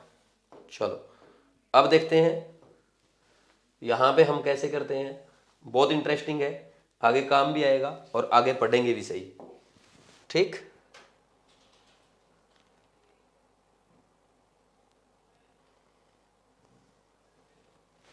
अब देखो नेक्स्ट जो है, यहां पे हमने क्या किया एक्चुअल में, यहां पे ये C डबल बॉन्ड O है ना आपका, ठीक, ये कार्बोनिल सब्सटेंस है, दिख रहा आपको, एल्डिहाइड हो सकता है, कीटोन हो सकता है, और ये होता है आपका hydroxyl amine, this is hydroxyl amine. तो इसमें से अगर इनकी रिएक्शन करवाते हैं हम, तो यहां से वाटर निकल जाता है। ये रिएक्शन कहां पढ़ेंगे, आगे पढ़ेंगे हम NaR में। ठीक, GOC2 में पढ़ेंगे, अभी टेंशन लेने की जरूरत नहीं है, बस मैं बता रहा हूं। तो ये जो बनता है यहां पे, ये बना आपका, दिस इज कॉल्ड ऑक्जाइम। ठीक, और ये जो ऑक्जाइम बना ना, ये आपके दो टाइप के होते हैं। फर्स्ट इज एल्डोक्साइम, अगर एल्डिहाइड का ऑक्साइम बनाएंगे दिस इज कॉल्ड एल्डोक्साइम, और अगर आप कीटोन ग्रुप का ऑक्साइम बनाते हैं दैट इज कॉल्ड कीटोक्साइम। बात समझ में आ रही कि नहीं आ रही, कोई डाउट है क्या? अब देखो एल्डिहाइड की अगर बात की जाए, यहां पे अगर मान लीजिए मैं एक R ग्रुप लगाऊं और एक H लगाऊं, तो ये आपको पता डिफरेंट है। तो सारे एल्डिहाइड क्या करेंगे, ज्योमेट्रिकल आइसोमरिज्म शो करेंगे। लेकिन यहीं पे अगर मैं ये फॉर्मेल्डिहाइड अगर ले लेता हूं, तो दोनों हाइड्रोजन सेम एटम आ गए, तो ये शो नहीं करेगा। तो हम ये बोल सकते हैं एल्डिहाइड में एक तो हाइड्रोजन एटम आता है, एक कोई एल्काइल ग्रुप आता है। लेकिन फॉर्मेल्डिहाइड में कार्बन के दोनों एटम जो लगे होते हैं वो क्या होते हैं, हाइड्रोजन एटम होते हैं, तो दोनों सेम आ जाएंगे यहां पे, तो वो शो नहीं करेगा। यानी एल्डिहाइड का एल्डोक्साइम शो नहीं करेगा, बाकी सारे एल्डोक्साइम आपका ज्योमेट्रिकल आइसोमेरिज्म शो करेंगे। ये स्टेटमेंट मैं लिख सकता हूं, रटना नहीं इसको, मैं करवा चुका हूं। देखो इधर देखो, ये क्या है, फॉर्मेल्डिहाइड का एल्डोक्साइम है, और ये किसी भी एल्डिहाइड का, यहां पे R ग्रुप लगा दो, फिनाइल लगाओ, इथाइल लगाओ, मिथाइल लगाओ, प्रोपाइल लगाओ, आइसोब्यूटाइल लगाओ, नियोपेंटाइल लगाओ, जो आपका मन करे वो एल्काइल ग्रुप लगाओ। बात समझ में आ रही? तो हम क्या बोलेंगे, all aldoxime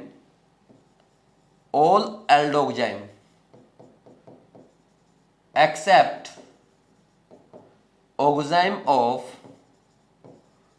formaldehyde will show geometrical isomerism। बात समझ में आई कि नहीं आई?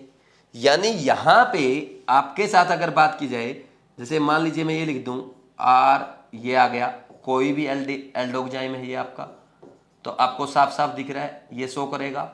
और अगर यहाँ पे फॉर्मेल्डिहाइड का ऑक्साइम में अगर लिखता हूँ, एल्डोक्साइम लिखता हूँ, तो वो शो नहीं करेगा क्योंकि दोनों हाइड्रोजन एटम सेम आ गए।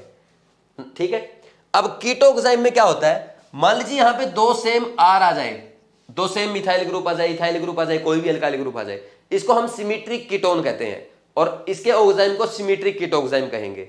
लेकिन यहाँ पे ये अलग आ जाए कोई, तो ये डिफरेंट हो गया, ये अनसिमेट्रिक कीटोक्साइम है। ठीक, तो हम ये शो करेगा, लेकिन जो सिमेट्रिक वाला था जो पहले था, इसमें दोनों R सेम ग्रुप है, ये शो नहीं करेगा। तो हम यहां पे क्या कहेंगे, all unsymmetric ketoxime will show geometrical isomerism. All unsymmetric कीटोक्साइम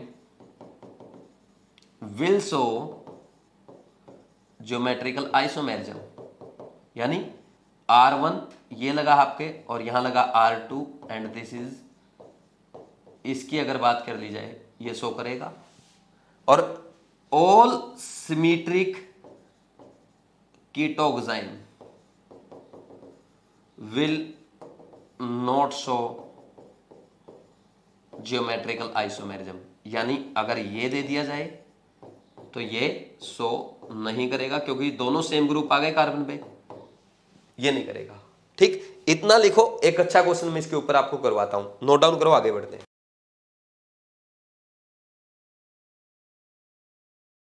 लिखो क्वेश्चन, एक क्वेश्चन लिखो, oxime of which of the following carbonyl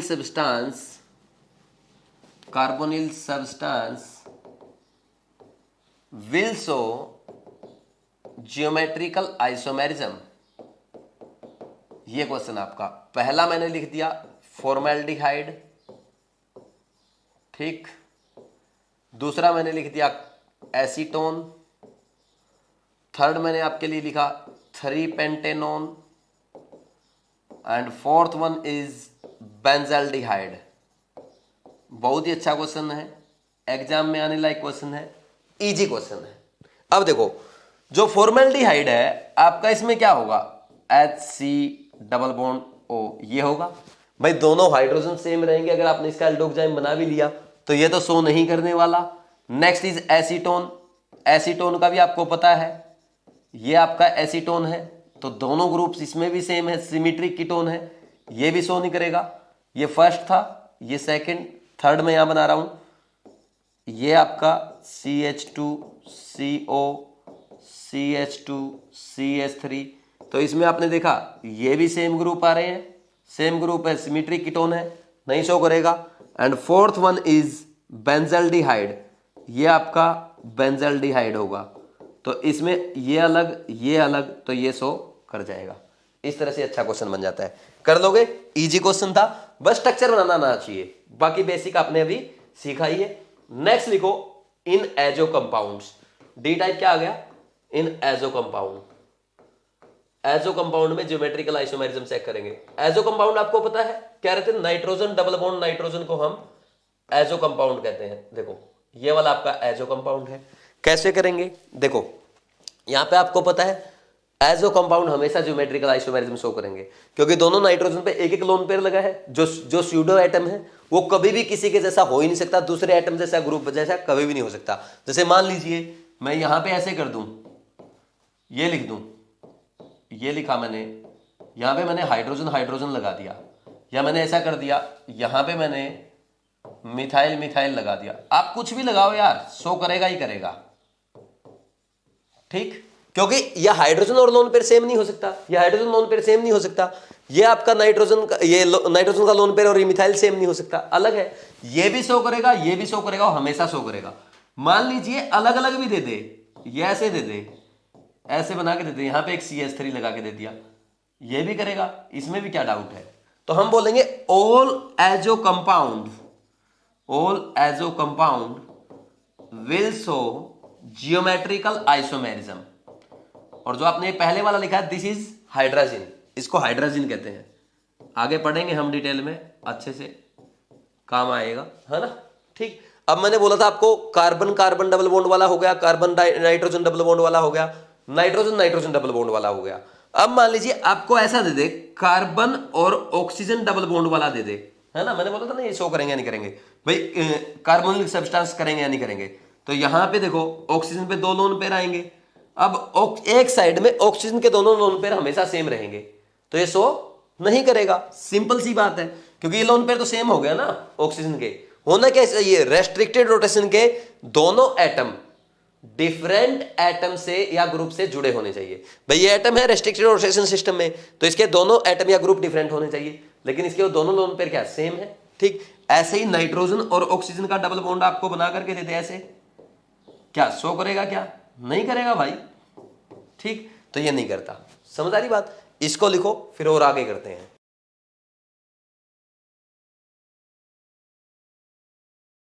अभी जो हमने पढ़ा वो हमने डबल बॉन्ड के अराउंड ज्योमेट्रिकल आइसोमेरिज्म पढ़ा, यानी अभी तक हमने ओनली फर्स्ट पार्ट पढ़ा है। सेकंड पार्ट में हमने पढ़ना है ज्योमेट्रिकल आइसोमेरिज्म इन साइक्लोएल्केन।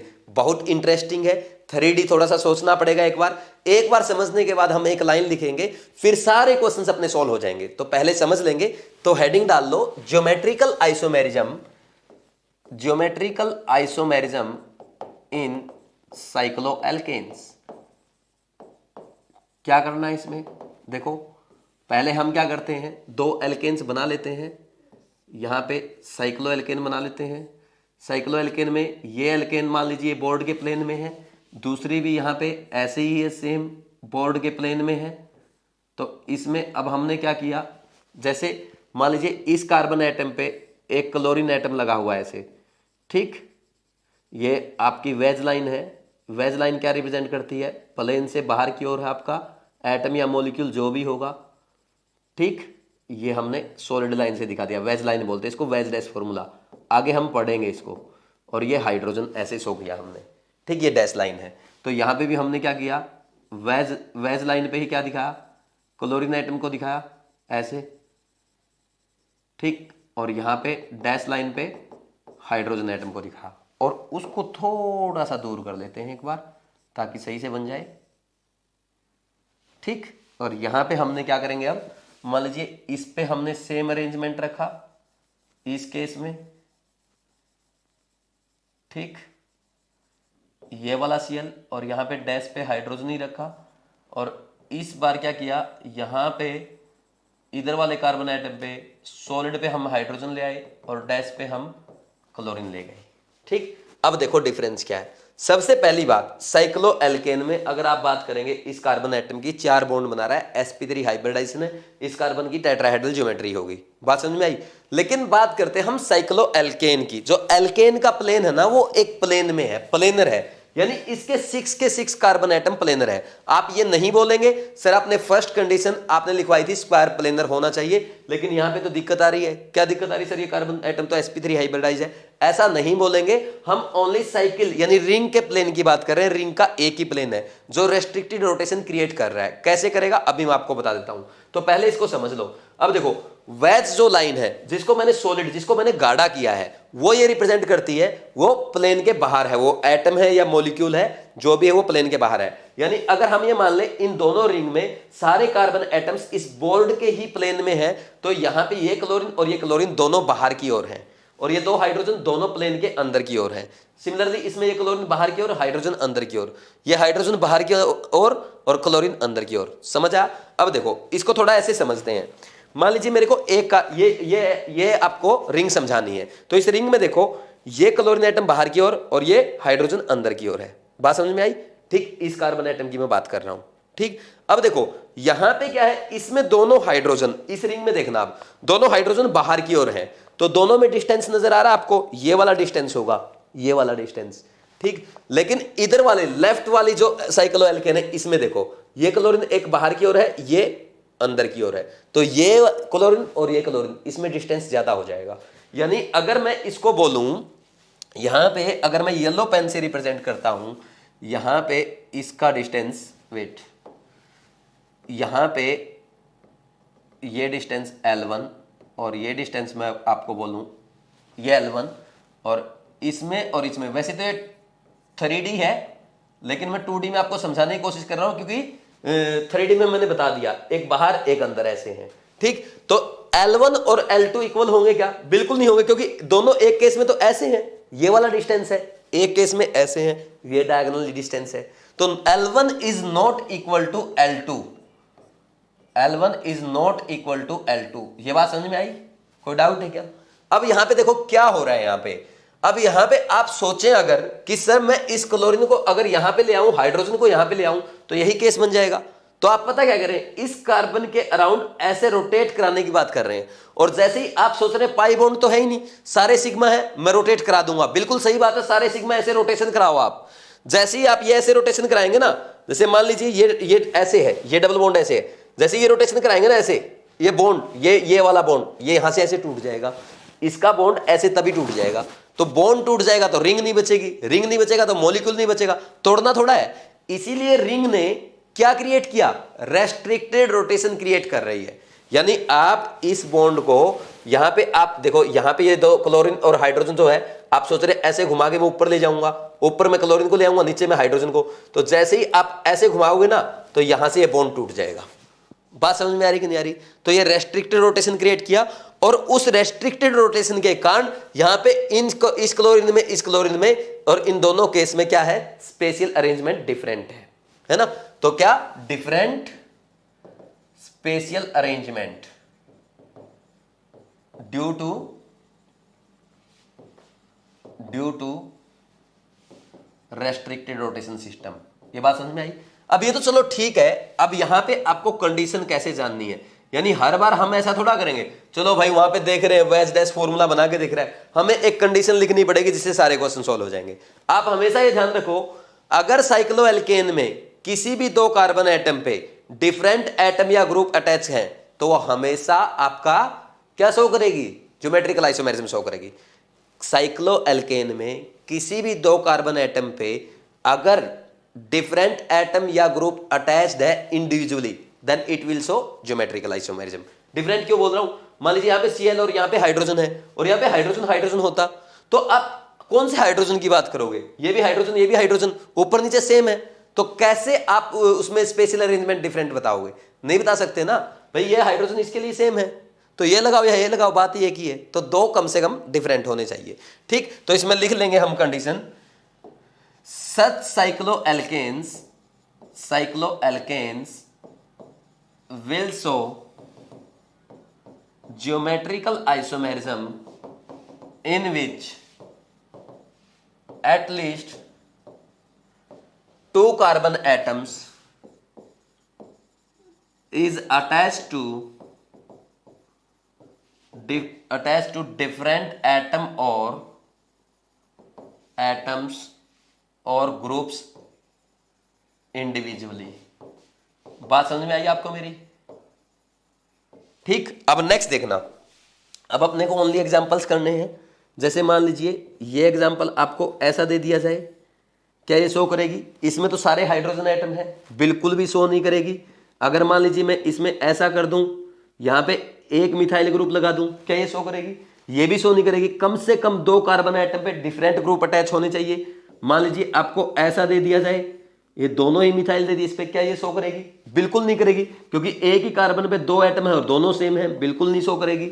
मान लीजिए आपको ऐसा दे दिया जाए, इस पे यहाँ पे मिथाइल दे दे और इस पे ऐसे मिथाइल दे दे, एक पे तो 2 सेम देती है, एक पे चलो ये मिथाइल और हाइड्रोजन है, बिल्कुल शो नहीं करेगी, क्योंकि कम से कम 2 कार्बन एटम पे डिफरेंट एटम या ग्रुप अटैच होने चाहिए। मान लीजिए आपको ऐसा दे दिया जाए, ऐसे दे दे इसको, तो यहाँ पे एक मिथाइल और एक हाइड्रोजन अपने आप अंडरस्टूड है, मिथाइल हाइड्रोजन, ये शो करेगी। 2 कार्बन एटम पे डिफरेंट एटम या ग्रुप अटैच्ड है। ठीक ठीक, ये कार्बन, इस पे एक मिथाइल एक हाइड्रोजन, इस पे एक मिथाइल हाइड्रोजन, तो ये शो करेगी। बात समझ में आएगी नहीं आई? मान लीजिए ऐसा दे दे, ये देखो तीनों पे एक मिथाइल एक हाइड्रोजन है, कम से कम 2 पे होने चाहिए, तीनों पे तो और अच्छी बात है, करेगी। मान लीजिए ऐसा लिख के दे दे आपको, ये ऐसा Cl ये ऐसा दे दे, ये मिथाइल लगे हैं, उसने बताया क्या, दोनों मिथाइल एक साइड है, दोनों हाइड्रोजन पीछे हैं, ये शो करेगी आराम से। ठीक, मान लीजिए आपको और क्वेश्चन देता, और क्वेश्चन में कैसा दे सकता है, और उधर ही बना लेते हैं एक और। मान लीजिए ऐसा दे दे, यहां पे आपको Cl दे दिया और यहां पे Br दे दिया, तो यहां पे दोनों मिथाइल दे दिए, तो ये करेगी या नहीं करेगी? बिल्कुल करेगी भाई। क्यों नहीं करेगी?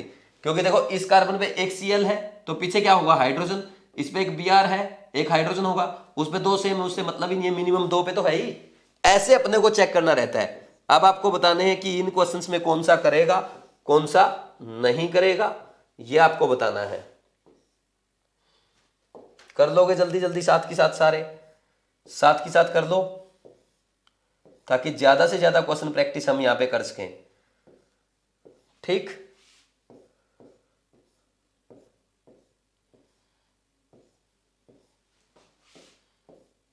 ये लिख लो साथ के साथ और सॉल्व करते चलो।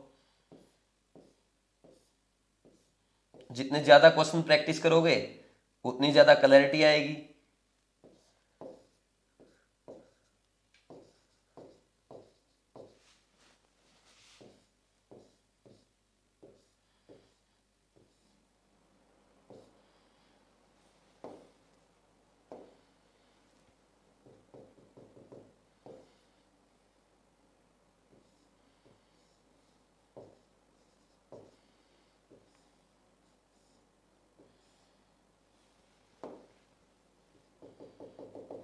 देखो ये वाला एग्जाम्पल है, करेंगे क्या? सोचो भाई, ये वाले करेंगे क्या?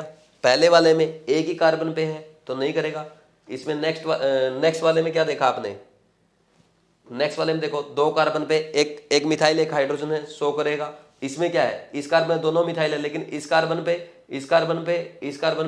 क्या है, डिफरेंट मिथाइल ग्रुप और हाइड्रोजन ग्रुप है। ओ सॉरी, करेगा, रॉन्ग कर दिया, करेगा ना ये शो। इसकी बात की जाए, यहाँ पे एक मिथाइल है, एक हाइड्रोजन, एक मिथाइल एक हाइड्रोजन, बिल्कुल शो करेगा। यहाँ पे क्लोरीन हाइड्रोजन बिल्कुल ठीक है, लेकिन यहाँ पे दोनों ब्रोमीन है, नहीं शो करेगा। इस पे एक क्लोरीन एक ब्रोमीन, लेकिन ये दोनों क्या है, यहाँ पे अगर ऐसा दे रखा हो ना, सीधा वेज लाइन और डैश लाइन बना के दे रखी हो, तो आप ये समझ लिया करो ये 2 बॉन्ड है ऐसे, और 2 बॉन्ड है तो इसका मतलब दोनों मिथाइल ग्रुप है, तो ये शो नहीं करेगा।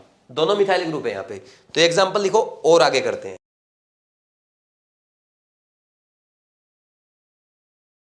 अब नेक्स्ट और ढेर सारे क्वेश्चन मैंने आपके लिए लिख दिए, ताकि साइक्लोएल्केन पे अगर ज्योमेट्रिकल आइसोमेरिज्म का क्वेश्चन आता है तो आपसे मिस्टेक नहीं होना चाहिए। तो करें, एक ही फंडा ध्यान रखो, ऐसी साइक्लोएल्केन ज्योमेट्रिकल आइसोमेरिज्म शो करेगी जिसमें कम से कम 2 कार्बन पे डिफरेंट ग्रुप अटैच हो। तो पहले वाले केस में देखो, इस पे एक मिथाइल एक हाइड्रोजन होगा, एक ये मिथाइल, ये इथाइल और हाइड्रोजन, मिथाइल और हाइड्रोजन, तो दोनों कार्बन पे डिफरेंट है, शो करेगी। इस कार्बन पे एक इथाइल हाइड्रोजन, इस पे दोनों डिफरेंट है, लेकिन इस पे दोनों क्या आ गए मिथाइल, नहीं शो करेगी। बात समझ में आ रही। नेक्स्ट वाले पे देखो, इस पे दोनों ClCl, यहां तो नहीं कंसीडर करेंगे, यहां पे Br और H, यहां पे मिथाइल और हाइड्रोजन तो शो करेगी। समझ आ रही बात। अब इस वाले केस में देखो, इस कार्बन पे हाइड्रोजन और ड्यूटेरियम, इस पे हाइड्रोजन और ट्रीटियम, तो ये दोनों डिफरेंट है, इस पे भी डिफरेंट, इस पे भी डिफरेंट। ये मत सोचना ड्यूटेरियम और ट्रीटियम एक ही है, वो डिफरेंट होते हैं। बात समझ में आई। अब ये वाला केस देखो, अभी आपने सिंपल साइक्लोएल्केन के केस देखे, अब साइक्लोएल्केन के बाहर एल्कीन भी दे रखी है, जैसे ये एल्कीन है, तो इस एल्कीन के केस में आपने देखा यहां पे क्या लगा मिथाइल और यहां पे हाइड्रोजन, ठीक। लेकिन अब इस पे देखेंगे, इस कार्बन पे इधर गए CH2, इधर गए CH2, आगे गए CH2, इधर गए, इधर से आगे बढ़े CH2, इधर से आगे गए CH2, उधर से आए CH2, यानी इधर से जाने पे CH2 CH2 CH2 आया, इधर से आने पे भी CH2 CH2 CH2 आया। या ऐसे एक काम क्या करो, ऐसे ना इक्वल पार्ट में डिवाइड करके देख लिया करो, अगर दोनों तरफ सिमेट्रिक आ रहा है तो वो शो नहीं करेगी, क्योंकि दोनों कार्बन पे, इस कार्बन में दोनों सेम आ गए। अब नेक्स्ट वाले में देखो, यहां पे क्या देखा आपने, इस पे देखो, पहले हम देखेंगे डबल बॉन्ड के राउंड, डबल बॉन्ड के राउंड देखा कि ये क्या लगा कार्बन कार्बन डबल बॉन्ड पे, इस पे मिथाइल और हाइड्रोजन, इस वाले कार्बन पे इधर मिथाइल CH2, इधर CH2 और CH2, इधर CH2, इधर CH3, यानी अगर हम इसको ऐसे पार्ट में डिवाइड करें तो ऊपर वाला हिस्सा अलग है, नीचे वाला अलग अलग है, तो हम बोलेंगे इस कार्बन पे ये ग्रुप अलग लगा, ये ग्रुप अलग लगा, और इधर वाले कार्बन पे भी से अलग लगा, तो ये शो करेगा। लेकिन क्या हम ये बोलेंगे क्या ये साइक्लोएल्केन से शो करेगा? नहीं करेगा, क्योंकि एक ही कार्बन ऐसा है जिसपे मिथाइल और हाइड्रोजन लगा है, लेकिन ओवरऑल हम बोलेंगे करेगा। बात समझ में आई। अब इस कार्बन पे, इस पे देखो, इस डबल बॉन्ड के राउंड, यहां पे हाइड्रोजन, यहां पे मिथाइल, तो इधर चले, आपने इसको इक्वल पार्ट में डिवाइड किया, ऊपर वाला हिस्सा और नीचे वाला हिस्सा सेम है, चाहे ऐसे देख लिया करो, इधर गए CH3 लगा, नीचे गए इधर भी CH3 लगा, इससे आगे बढ़ो, इधर CH2, तो इसमें आगे बढ़े CH2, इधर CH2, फिर इधर CH2, उधर जाओगे सेम आएगा, ऐसे घूमते रहो, ठीक। या ऐसे कर लिया करो, बीच में से ऐसे काट लिया करो, अगर सेम आ जाए तो बोल देना नहीं करेगा, तो डबल बॉन्ड के राउंड नहीं करेगा। तो आप बोलो करेगा या नहीं करेगा? बहुत सारे बच्चे बोलते हैं नहीं करेगा। अरे नहीं क्यों करेगा, ये यहां पे अगर हम बात करें, इसके राउंड तो कर रहा है कि नहीं कर रहा? साइक्लोएल्केन में तो कर ही रहा है, यहां पे एक हाइड्रोजन लगा, मिथाइल लगा, यहां पे हाइड्रोजन मिथाइल लगा, तो ओवरऑल हम क्या बोलेंगे? करेगा। ऐसे करते हैं एग्जाम्पल को।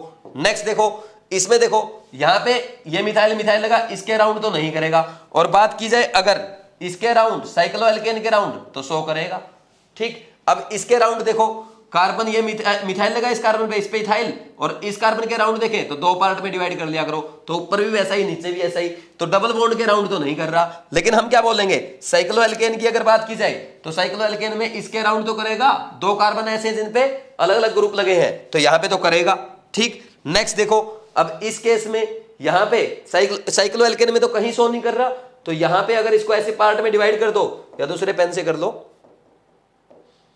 यहां पे अगर इसको हम ऐसे डिवाइड कर देंगे, ठीक, तो इधर भी सेम उधर भी सेम, भले ही उस कार्बन के मिथाइल और हाइड्रोजन लगा तो ये नहीं शो करेगा, ना तो ये साइक्लोएल्केन से कर रहा, ना ये आपका एल्कीन से कर रहा। ये ध्यान रखना, अगर डबल बॉन्ड के राउंड कर रहा, साइक्लोएल्केन के राउंड नहीं कर रहा, तो हम बोलेंगे करेगा।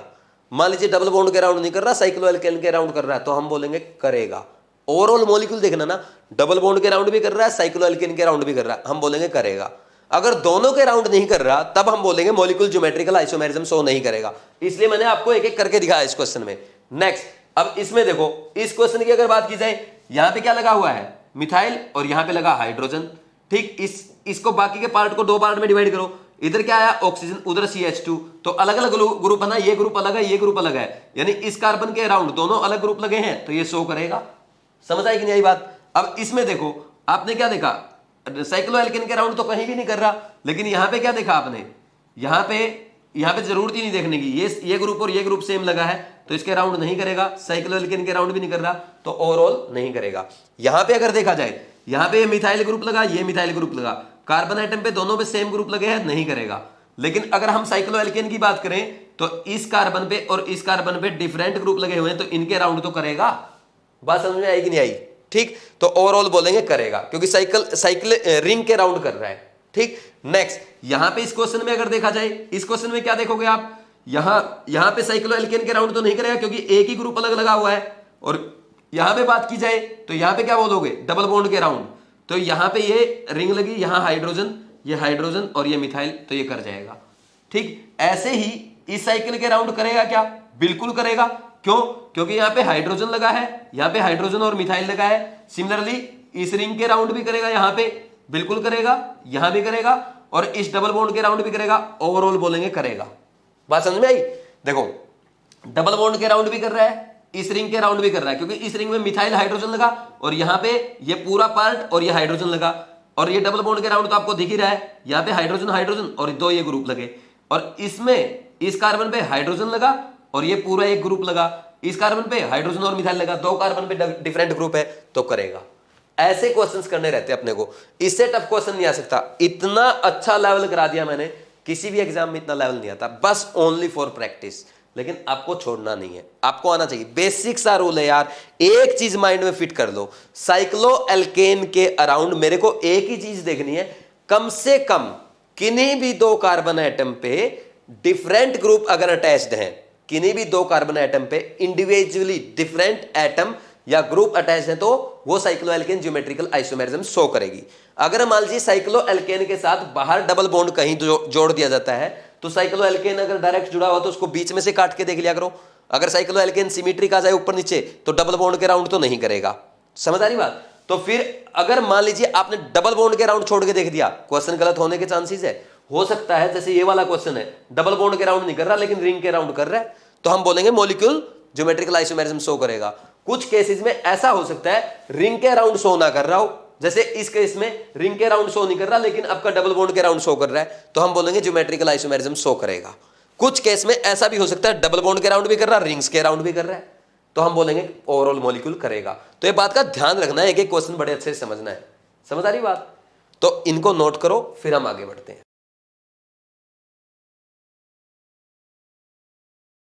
नेक्स्ट लिखो third, geometrical isomerism in साइक्लोएल्कीन्स।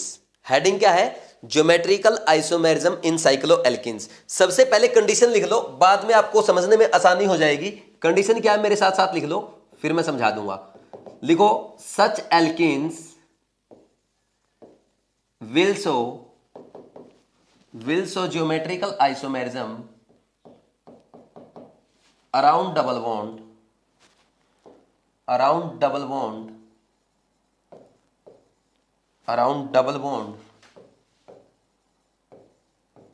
in which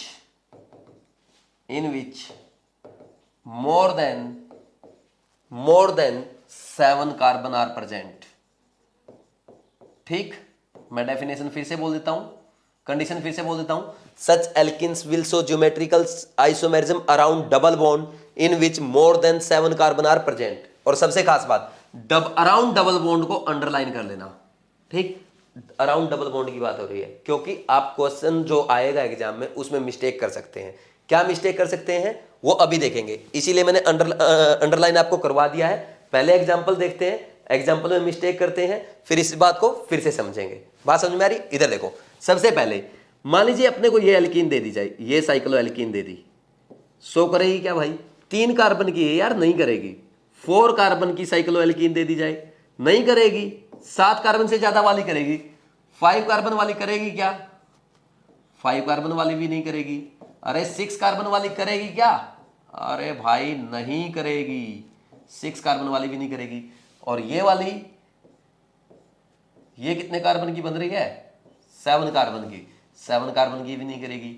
और अगर मान लीजिए अपने को ये दे दी जाए ऐसे बना करके, ये 8 कार्बन की है, ठीक, क्या ये शो करेगी? बिल्कुल करेगी। और इसकी मैं आपको ट्रांसफॉर्म भी बना के दिखा देता हूं। ठीक, कहीं पे आपको अगर दिख जाए तो वो थोड़ी सी कुछ ऐसी बनती है। देखो यहां पे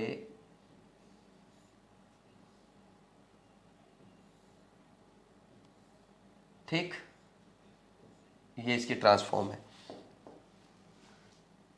समझ आ रही बात?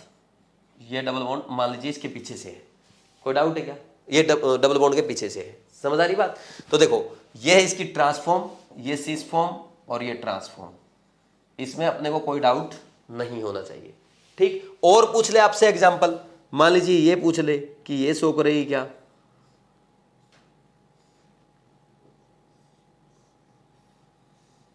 ये बना के दे दे। कार्बन काउंट कर लो, 1 2 3 4 5 6 7 8 9 10 11 12। ठीक, 12 कार्बन है। देखो 4 तो ये, 2 6 4 10 2 12, 12 कार्बन है, बिल्कुल शो करेगी। ठीक, और दे दे। वैसे आएगा नहीं इसमें इतने एग्जाम्पल, है ना। ये दे दे, मान लीजिए ये कितने की है, 2 4 6 8 10, 10 कार्बन की, बिल्कुल शो करेगी। बात समझ में आ रही है। और एक बात और ध्यान रखना, अगर 8 से 11 कार्बन है तो इसमें क्या है, सिस ज्यादा स्टेबल होती है ट्रांस से, और अगर 11 से ज्यादा कार्बन है, 11 से ज्यादा कार्बन है तो ट्रांस ज्यादा स्टेबल होगी सिस से। ये ध्यान रखना। ये ऐसे ही, बस कोई जरूरत नहीं है, कुछ भी याद नहीं करना आपको। आप एक सिंपल सी एक लाइन याद रखो भाई, अगर साइक्लोएल्कीन दी गई है उसमें अगर 8 से ज्यादा कार्बन है तो वो डबल बॉन्ड के अराउंड ज्योमेट्रिकल आइसोमेरिज्म शो करेगी, अदरवाइज नहीं करेगी। अब क्वेश्चन मिस्टेक क्या कर सकते हो वो मैं आपको बता रहा हूं। इसमें से कुछ भी नहीं पूछेगा एग्जामिनर आपसे, सिंपल है ये बिल्कुल। क्वेश्चन यहां से आ सकता है। देखो मान लीजिए अपने को ये 6 की दे दी ऐसे, ठीक, यहां दे दिया Cl और यहां दे दिया Br। कुछ स्टूडेंट सोचते हैं करेगी, बिल्कुल नहीं करेगी। फिर स्टूडेंट सोचते हैं यार ये इसलिए नहीं कर रही होगी क्योंकि यहां पे ये Cl और Br तो ठीक है, इधर ऊपर सेम आ रहा है ये पार्ट, मान लीजिए मैं इधर अलग कर दूं, ये फिर भी नहीं करेगी, क्योंकि डबल बॉन्ड के अराउंड तब करती है जब कम से कम कितने कार्बन हो, कम से कम 8 कार्बन हो। अगर मान लीजिए यहां पे ऐसे आपको क्वेश्चन दे देता, ये Cl और ये Br और यहां पे ये मिथाइल, ये करेगी क्या, इधर तो नहीं करेगी, डबल बॉन्ड के अराउंड तो नहीं कर रही, यहां पे तो नहीं करेगी, लेकिन यहां तो करेगी, ये तो साइक्लोएल्केन का पार्ट है। ठीक, तो हम ओवरऑल कहेंगे करेगी।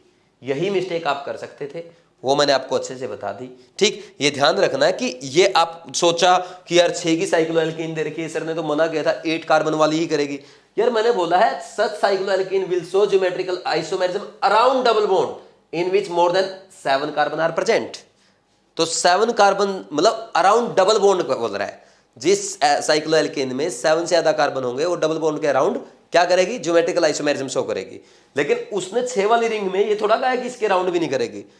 ये अगर इसको भूल जाए तो साइक्लोएल्केन का पार्ट है, क्या प्रॉब्लम है, करेगी शो। ठीक, चाहे आपको ओनली इतना दे दे, ये क्वेश्चन ऐसे बना के दे देता, ये क्वेश्चन मान लीजिए आपको ऐसे दे देता, यहां पे ये दे दे तो करेगी, यहां पे इसके अराउंड बिल्कुल करेगी। ओवरऑल मॉलिक्यूल की पूछेगा ना, इसको नोट करो फिर आगे बढ़ते।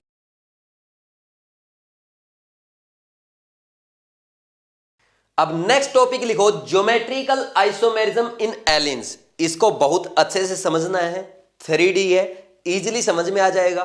फिर हम एक नोट डाल लेंगे, उसी से सारे क्वेश्चन सॉल्व करेंगे। तो सबसे पहले हेडिंग डाल दो, ज्योमेट्रिकल आइसोमेरिज्म इन एलिन्स। देखो एलिन्स क्या होती है, अगर कार्बन कार्बन डबल बॉन्ड लगातार हो तो उनको एलिन्स कहते हैं। 2 बॉन्ड हो सकते हैं, 3 हो सकते हैं, 4 5 6 7 8 9 10, कितने भी हो सकते हैं। ठीक, ये जैसे ये एलिन है डबल बॉन्ड वाली, 2 ही बॉन्ड इसमें। ठीक, तो इसमें हम क्या करते हैं, पहले अपने को इनकी बॉन्डिंग समझनी पड़ेगी। तो बॉन्डिंग कैसे, जैसे मान लीजिए फर्स्ट कार्बन, ये सेकंड कार्बन और इसको मैं थर्ड कार्बन बोल दूं, तो इनको मैं ऐसे लिख लूंगा। ठीक, फर्स्ट सेकंड थर्ड कार्बन। मान लीजिए ये क्या कर रहे हैं, एक्स एक्सिस में सिग्मा बॉन्ड बना रहे हैं ऐसे। ठीक है, क्या कर रहे हैं, एक्स एक्सिस में सिग्मा बॉन्ड बना रहे हैं। ठीक, पी एक्स ऑर्बिटल की ओवरलैपिंग कराते हुए। ठीक है, सारे ऐसे बना रहे होंगे, ये इनके एक्स एक्सिस में सिग्मा बॉन्ड बन गए। ठीक, और यहां पे मैं साथ के साथ डायरेक्शन भी दिखाता चलूंगा कि ये हमारा एक्स एक्सिस है। ठीक, मान लीजिए येलो पेन से मैं इनका वाई ऑर्बिटल बना रहा हूं, ये इनका वाई ऑर्बिटल है। ठीक, तीनों का ये वाई ऑर्बिटल है। अब क्या होगा, मान लीजिए मैं ये सोच रहा हूं कि वाई एक्सिस में C2 और C3 कार्बन जो है वो क्या कर रहे हैं, बॉन्डिंग कर रहे हैं, और क्या कर रहे हैं, py ऑर्बिटल की ओवरलैपिंग करके पाई बॉन्ड बना रहे हैं। कौन सी डायरेक्शन में हो गया, ये py ऑर्बिटल ओवरलैपिंग करके पाई बॉन्ड बना रहे हैं। ठीक, समझ आई बात। अब नेक्स्ट क्या है, अब इनके पास z एक्सिस भी होंगे। तो अब ध्यान से सुनना, ये जो z एक्सिस है देखो यहां पे, अब एक बात बताओ, यहां पे C2 और C3 ने py ऑर्बिटल की ओवरलैपिंग करके पाई बॉन्ड बना लिया। अब एक पाई बॉन्ड C1 और C2 को भी बनाना है, तो x डायरेक्शन में तो उन्होंने क्या कर लिया, सिग्मा बॉन्ड बना लिया, और C2 ने C3 के साथ y डायरेक्शन में पाई बॉन्ड बना लिया, यानी py ऑर्बिटल की ओवरलैपिंग करके पाई बॉन्ड बना लिया। क्या इसका पी वाई इसके साथ ओवरलैपिंग कर सकता है? अब नहीं कर सकता, क्योंकि वो C3 के पी वाई ऑर्बिटल के साथ कर सकता है। तो इसका खाली कौन सा है? इसका भी कौन सा है? C2 का पी जेड ऑर्बिटल। तो इसका पी जेड और इसका पी जेड ओवरलैपिंग करके क्या कर लेंगे? ये पाई बॉन्ड बना लेंगे। बात समझ में आई कि नहीं आई? ठीक, तो इसने क्या किया? वाई डायरेक्शन में पाई बॉन्ड बनाया। तो यानी इसका प्लेन कौन सा आएगा? एक्स जेड प्लेन, ये वाला इसका प्लेन होगा। यानी ये दोनों एटम जो यहां पे आने वाले हैं कौन से प्लेन में आएंगे? एक्स जेड प्लेन में आएंगे। या हम इनको ऐसे भी दिखा सकते हैं, क्योंकि बोर्ड का ये प्लेन हम ऐसे मान रहे हैं, बोर्ड का प्लेन अपने को एक्स वाई प्लेन दिख रहा है, तो हम इनको ऐसे बना रख सकते हैं कि आपके ये और इसके इलेक्ट्रॉन, इसके जो एटम्स हैं, ये यहाँ पे एक बोर्ड के अंदर होगा और एक बोर्ड के बाहर होगा। ठीक, मान लीजिए यहाँ पे Cl है और यहाँ पे हाइड्रोजन है, तो ये ऐसे आएंगे कि नहीं आएंगे भाई? समझ आया आपको? इसमें कोई डाउट मेरे ख्याल में नहीं होना चाहिए। एक बाहर की ओर आएगा, एक अंदर की ओर आएगा। ठीक, अब नेक्स्ट देखो, ध्यान से समझना। अब इसने क्या किया? सिग्मा तो एक्स में है और पाई इसका जेड डायरेक्शन में है, तो इसका खाली कौन सा बचेगा? X Y plane. तो ये दोनों एटम कहां आएंगे? एक्स वाई प्लेन में, ये Cl और ये H। अब आपको क्या करना है?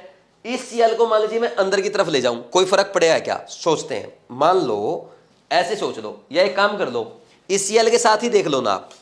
जैसे मान लीजिए ये Cl अभी यहां बाहर है, ठीक, आप ये मान लो ये यहां पे कॉर्नर का एटम है, ये वाला C3 इधर और ये C1। तो यहां पे ये Cl आपकी तरफ बाहर की तरफ लगा हुआ है। ठीक, एक Cl यहां लगा है, एक Cl यहां लगा है। ठीक, तो ये Cl से इसकी दूरी कितनी है? ये वाली दूरी है। ठीक, मान लीजिए इस Cl को मैं पीछे ले जाऊं, तो पीछे भी तो इसकी दूरी सेम रहेगी। ये बोल सकते कि नहीं बोल सकते? समझ आई कि नहीं आई बात? या ऐसे समझो, इस Cl से मैंने क्या किया, यहां पे Cl लगा हुआ है, यहां पे हाइड्रोजन लगा हुआ है, तो इस Cl की और इस Cl की डिस्टेंस ये है। और मान लीजिए इस Cl को इंटरचेंज कर दूं, मैं उसको वैसा ही रखूं, इस Cl को यहां ले आऊं, इस H को यहां ले आऊं, तो ये डिस्टेंस भी तो सेम ही रहेगा। तो डिस्टेंस में कोई फर्क नहीं आया, तो ज्योमेट्रिकल आइसोमेरिज्म शो नहीं करेगी, क्योंकि स्पेशियल डिस्टेंस अलग होना चाहिए ना, स्पेशियल अरेंजमेंट इनका अलग नहीं है, तो ये GI शो नहीं करेगी। बात समझ में आई कि नहीं आई? ठीक, अब नेक्स्ट और करते हैं, और कंटिन्यू करते हैं, और मजेदार करते हैं। ठीक, इसमें नेक्स्ट देखना आप, ये बन गया अपना। अच्छा, यहाँ पे है ना वाई एक्सिस भी दिखा देना, जेड एक्सिस सॉरी। ठीक, मान लीजिए अपने को ज्यादा कार्बन की चेन दी, ज्यादा कार्बन की एलिन दी रहती, ऐसे ये double bond double bond double bond, 3 double bond दिए रहते हैं ऐसे। ठीक, इस केस में हम क्या करते हैं? तो इस केस में हम क्या करेंगे, ये सारे कार्बन बना लेंगे ऐसे 1 2 3 4। ठीक, तो पहले तो इनका एक्स एक्सिस में सिग्मा बॉन्ड बनवा दो सबका। ठीक, ये ऐसे बनवा दिया।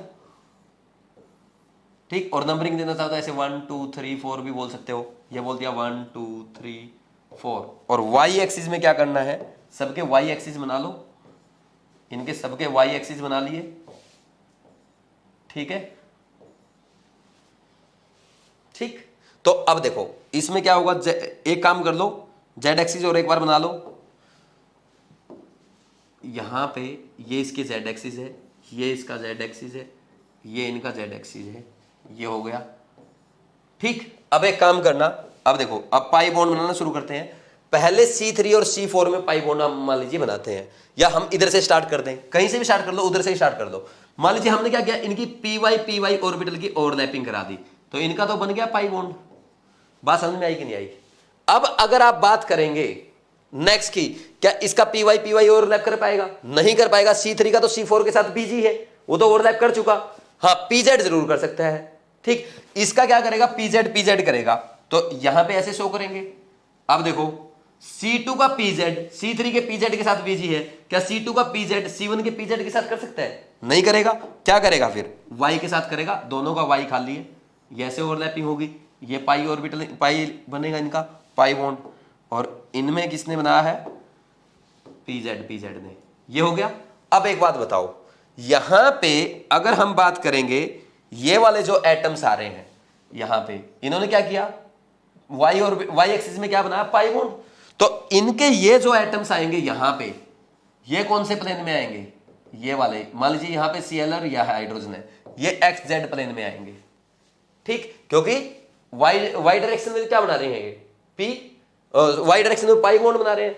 अगर इधर वाले की बात की जाए तो इधर भी वाई डायरेक्शन में पाई बॉन्ड बना रहा है, तो ये दोनों बॉन्ड कैसे आएंगे आपके, ये जेड डायरेक्शन में आएंगे, एक्स जेड प्लेन में आएंगे, ठीक, एक्स जेड प्लेन में आएंगे। यहां पे क्या है,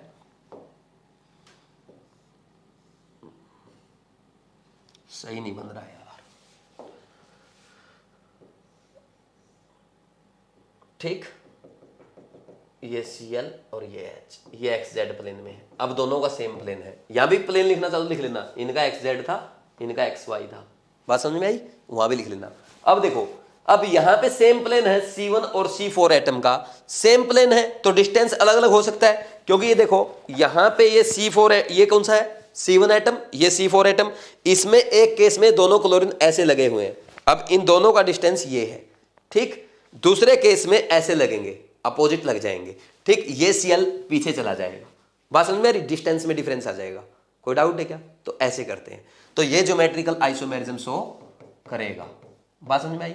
अब देखो बहुत ज्यादा सोचने की जरूरत नहीं है, आप सिंपल यहां पे ये लिख लो, even number double bond containing allene do not show geometrical isomerism, चाहे 2 वाली है, 4 वाली, 6 वाली, 8 वाली, 10 वाली, कोई शो नहीं करेगी, ठीक, तो क्या लिख लेंगे, नोट डाल लो, यहां पे हम नोट डाल लेंगे, not even number double bond containing alkene will not show geometrical isomerism, समझ आई बात, ये हो गया नोट। अब देखो ओड नंबर वाली शो करेगी क्या, करेगी, लेकिन मान लीजिए यहां पे मैं ये काम करूं, हाइड्रोजन लगा दूं, मान लीजिए इसको हटा के हाइड्रोजन लगा दूं, तो कम से कम ये टर्मिनल एटम पे डिफरेंट एटम तो होनी चाहिए ना, ये शो नहीं करेगी, जब डिफरेंट हो गए तभी शो करेगी, क्योंकि ये सेम हो गया तो डिस्टेंस सेम हो जाएगा ना, करते रहो चेंज, एक को चेंज करने से क्या फर्क पड़ेगा, सेम एटम है, समझा था मैंने, ये तो सबको अंडरस्टूड है ना, जहां पे रिस्ट्रिक्टेड रोटेशन है वहां पे डिफरेंट एटम होने चाहिए, ठीक, तो इसमें लिखो such odd number double bond containing allene will show geometrical isomerism in which terminal carbon atoms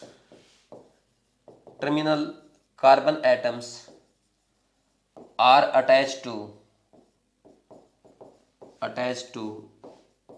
different atom और ग्रुप। बात समझ में मेरे ख्याल में आ गई होगी आपको कि क्या समझाना चाहता हूं मैं आपको, ठीक, ऐसा नहीं कि ये ओड वाली सारी शो करेगी, जैसे आप यहां पे बेसिक एग्जांपल लिख लो, जैसे सबसे पहला एक एग्जांपल मैंने ये दिया आपको 1 2 3 4, ये मैंने HCl, यहां पे HCl ये दिया, लेकिन आपने देखा 4 डबल बॉन्ड है, ज्योमेट्रिकल आइसोमेरिज्म शो नहीं करेगी। मान लीजिए नेक्स्ट एग्जांपल मैं और देता हूं आपको, इसकी जगह मान लीजिए और करवा देता हूं, देखो ये मैंने करवा 1 2 3 4 5, 5 डबल बॉन्ड है, HCl और यहाँ पे Cl, क्या ये शो करेगी, ये भी नहीं करेगी, अलग तो होना चाहिए कम से कम, अगर मान लीजिए ऐसा दे दिया 5 वाली दे दी और यहाँ पे CH3 H 2 3 5 है ना, H और CH3, क्या ये शो करेगी, ये Gi बिल्कुल शो करेगी, क्योंकि odd number double bond containing alkene है और टर्मिनल कार्बन एटम पे दोनों एटम डिफरेंट है, लिखो इसको, समझ आ रहा है बात।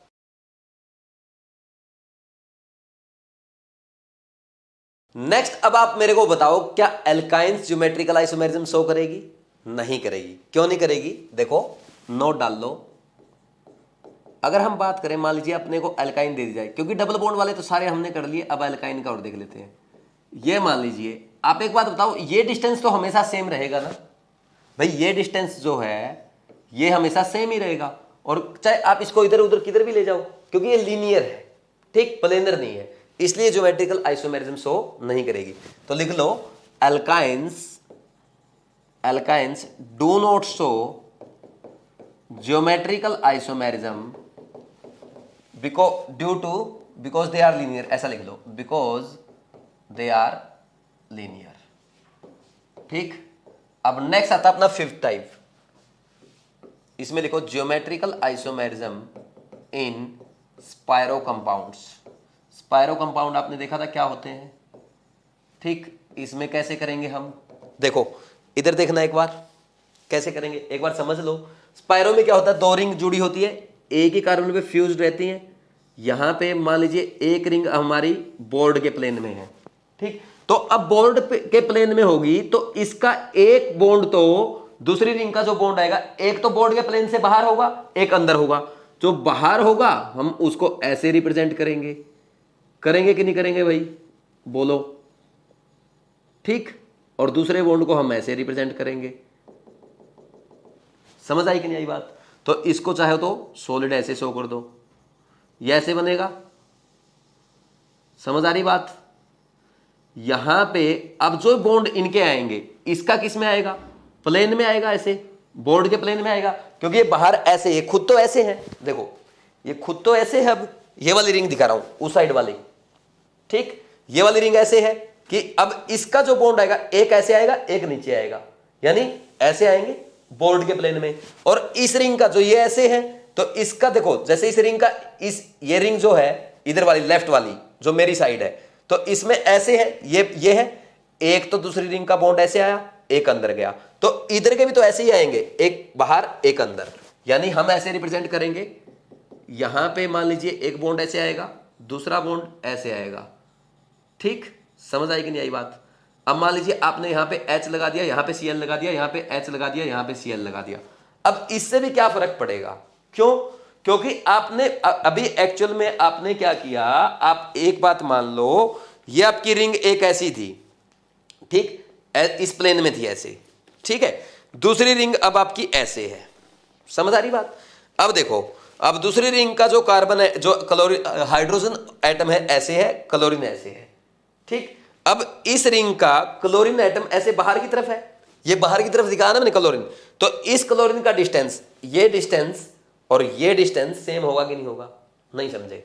देखो यहां पे क्या है, ये एक ही प्लेन में है, ठीक, और ये क्लोरीन क्या है, बाहर की तरफ है, ऐसे है, ठीक। ऐसे मान लो, यहां पे ऐसे, मैं अभी दिखा देता हूं आपको, ये क्लोरीन ऐसे बाहर की तरफ मान लो, यहां पे क्लोरीन है इस पेन के नोक पे, तो यहां से ये हाइड्रोजन का डिस्टेंस और ये क्लोरीन का डिस्टेंस सेम आएगा। आप इनको इंटरचेंज कर दोगे तब भी कोई फर्क नहीं पड़ेगा। समझ आ रही बात। यानी हम ये कहेंगे even number ring containing spiro compound will not show GI। ये याद रखना आप लोगों को, ठीक। ये आपके सिलेबस में है भी नहीं, वैसे फिर भी मैंने बता दिया। वही कॉन्सेप्ट लगाना जहां पे आप डबल बॉन्ड बोल रहे थे ना, उसमें एलिन में, यहां पे रिंग बोलना है, ठीक। नेक्स्ट वाले में देख लो। अब देखो, जैसे मान लीजिए हमने एक रिंग बोर्ड के प्लेन में बना दी, तो दूसरी रिंग क्या होगी, बोर्ड के परपेंडिकुलर होगी एक तो, ठीक, ऐसे। दूसरी रिंग को ऐसे बनाओगे, एक बॉन्ड तो क्या होगा, बोर्ड के प्लेन से बाहर होगा, और दूसरा क्या होगा, बोर्ड के अंदर होगा। और इसको सॉलिड आप करते रहना, ऐसे है ना, टाइम पास भी होता रहेगा और कॉपी भी काली कर देंगे अपनी ऐसे, ठीक है, कर लेना आप अपने आप। अब देखो नेक्स्ट रिंग जो आएगी, अब इससे जो नेक्स्ट रिंग जुड़ने वाली है वो वापस क्या आएगी, ये रिंग ऐसे हो गई। अब पहली रिंग ऐसे, ठीक, पहली रिंग ऐसे, दूसरी रिंग ऐसे है। अब तीसरी रिंग कैसे आएगी, ऐसे आएगी ना, समझ रहे हो। पहली रिंग क्या है, ये बोर्ड के प्लेन में है, दूसरी रिंग इस कैसे है ना, बाहर, एक बॉन्ड बाहर एक अंदर। अब तो इसके साथ क्या होगा, फिर ये क्या आएगी, बोर्ड वाले प्लेन में आएगी, तो इसको ऐसे बना देंगे। बात समझ में आई कि नहीं आई। यहां पे ये बनेगा।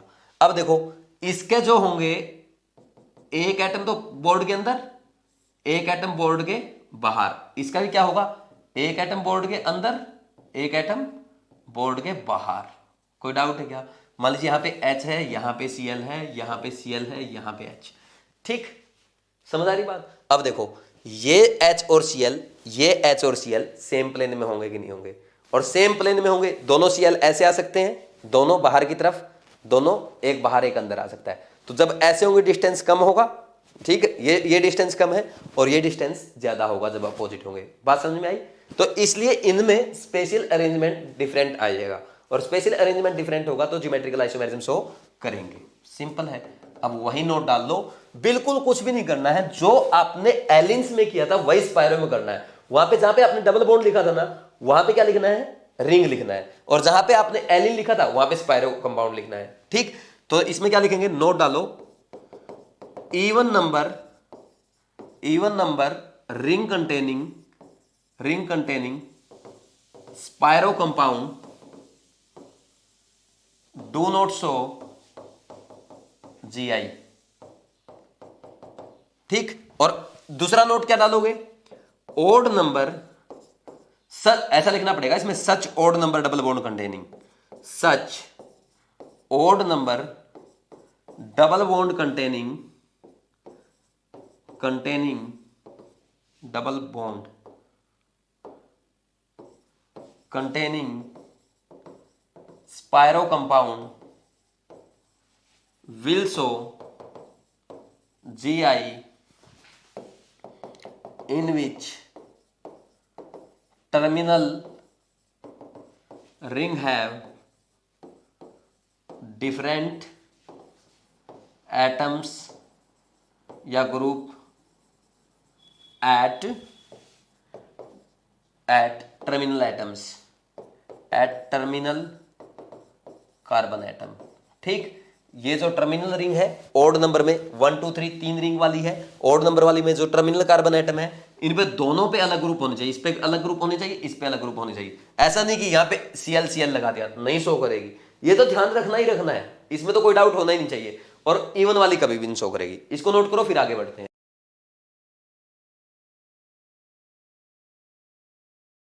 नेक्स्ट लिख लो पॉलीफिनाइल्स। नेक्स्ट है, लास्ट केस है, छोटा सा बचा है, पॉलीफिनाइल्स। एक बार नीट में इस पे क्वेश्चन आ गया था, तो ये अपने को अच्छे से करना है। देखो पॉलीफिनाइल के केस में क्या होता है, जैसे मान लीजिए मेरे को एक रिंग दे दी ऐसे, फॉर एग्जांपल बाइफिनाइल दे दी सबसे पहले, वैसे बाइफिनाइल ही हेडिंग डाल के पढ़ते हैं इसको, है ना। तो ये है, मान लीजिए यहाँ Cl लगा, Br लगा, और ये Cl लगा, ये Br लगा। पहली कंडीशन ये है, ऑर्थो सब्स्टिट्यूटेड होनी चाहिए रिंग, और ऑर्थो सब्स्टिट्यूशन में वहां पे बल्कि ग्रुप होना चाहिए, यानी यहां पे जो बेंजीन रिंग है इसकी ऑर्थो पोजीशन पे बल्कि ग्रुप होना चाहिए, ऑर्थो पोजीशन पे बल्कि ग्रुप होना चाहिए दोनों में। ठीक, सबसे पहली कंडीशन।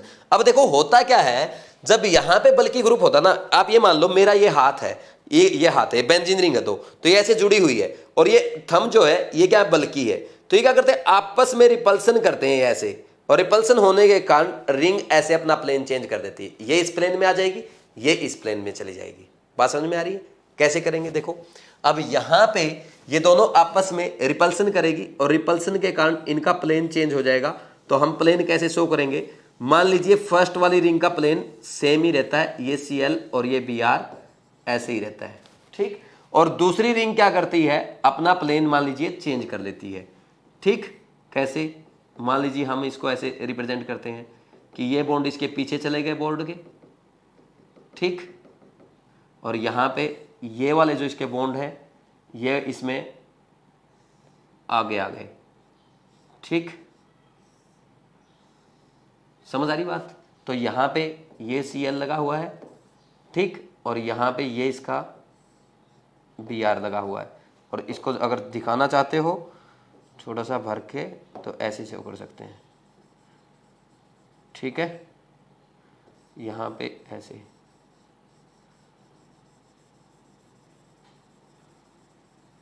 ये बोर्ड के बाहर हो गया, ये आप अच्छी तरह समझते हो। ठीक है, अब देखो अब क्या होगा, क्या ये ज्योमेट्रिकल आइसोमेरिज्म शो करेगी, अपना मेन पॉइंट ये है। अब यार सिंपल सी बात है, आप सिंपल सी बात सोचो, ये दो रिंग थी, ये दो रिंग थी, ये ऐसे थी। ठीक, अब इसमें क्या है, यहां पे इसके यहां पे Cl लगा, यहां पे Br लगा, यहां पे Cl लगा, इसके यहां Cl लगा, यहां Br लगा, तो इसका तो ये डिस्टेंस और ये डिस्टेंस सेम है। आप करते रहो इन एटम को चेंज, मान लीजिए आपने यहां Cl ले आए, यहां Br ले आए, तो इस Cl से तो डिस्टेंस सेम रहेगा ना। बात समझ में आ रही है ना। मैं इसको ऐसे दिखा रहा हूं, देखो इसको ऐसे समझो, ये बेंजीन रिंग है मेरी लेफ्ट वाली बोर्ड के प्लेन में, यहां पे Cl नीचे Br। ठीक, तो ये ऐसे थी, ये रिपल्सन के कारण ऐसे हो गई, तो यहां पे इसके क्या है Br, यहां पे Cl, तो ये डिस्टेंस और ये डिस्टेंस सेम है। मान लीजिए आप इसको पलट के यहां पे Br ले आए, यहां पे Cl ले आए, तो ये डिस्टेंस फिर भी सेम रहेगा। तो स्पेशियल डिस्टेंस क्या है, सेम है। क्या ज्योमेट्रिकल आइसोमेरिज्म शो करेगी, नहीं करेगी। तो सबसे पहली बात, ये वाली ज्योमेट्रिकल आइसोमेरिज्म शो नहीं करती है। नेक्स्ट हम बनाते हैं और करते हैं, और मान लीजिए अपने को ये 3 वाली दे दे, जैसे 3 बेंजीन रिंग जिसमें लगी हो वो दे दे, तो इसमें क्या होगा, सबसे पहले तो ये रिपल्सन में आएगी और ये रिपल्सन में ऐसा कुछ रिपल्सन शो करेगी,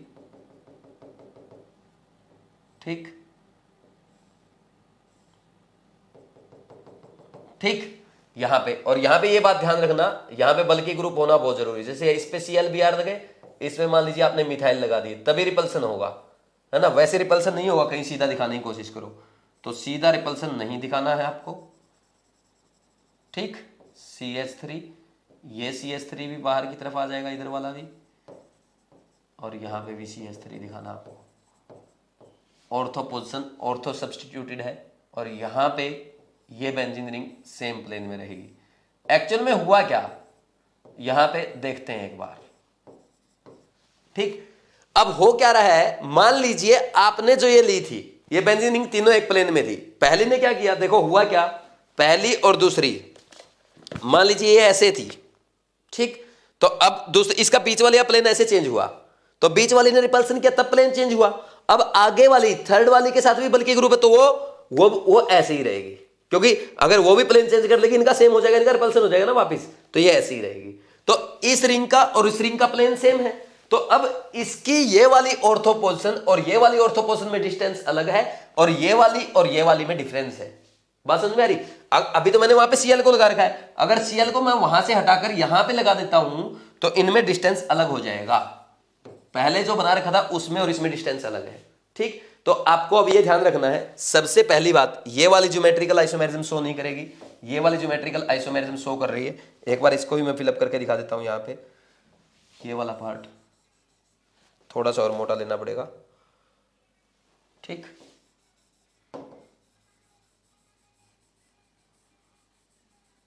ठीक है, ये थोड़ा सा डार्क दिखाना रहता है, जो सॉलिड लाइन है बाहर की तरफ, है ना।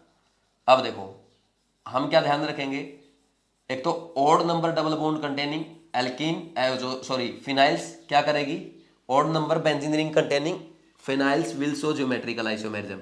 लेकिन उनमें शर्त क्या है, एक तो क्या होना चाहिए, ऑर्थो पे बल्कि ग्रुप सब्स्टिट्यूटेड होना चाहिए, ठीक।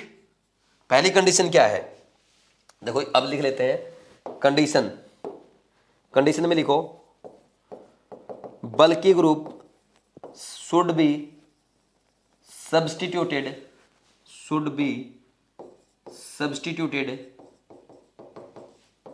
Eight ortho position, ortho position of benzene ring. बात समझ में आई? सबसे पहली कंडीशन ये है, तभी उसमें रिपल्सन होगा, तभी प्लेन वगैरह चेंज होंगे। अब नेक्स्ट पॉइंट क्या है, नेक्स्ट पॉइंट क्या है, और such odd number benzene ring containing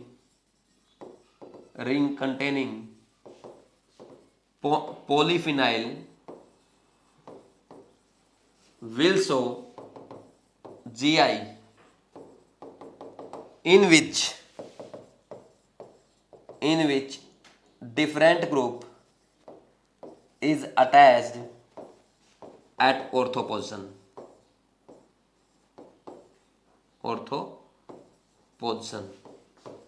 बात समझ में आई भाई? सबसे पहले दोनों कंडीशन सेटिस्फाइड होनी चाहिए, दोनों कंडीशन सेटिस्फाई होगी तभी माना जाएगा।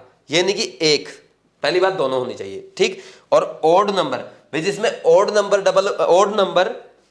Number ring containing polyphenyl will show geometrical isomerism in which ortho position have different groups, और वो सबसे पहली कंडीशन है कि ऑर्थो पे बल्कि ग्रुप होना चाहिए। बात समझ में आई? नोट डाल लेना आप, even number ring containing polyphenols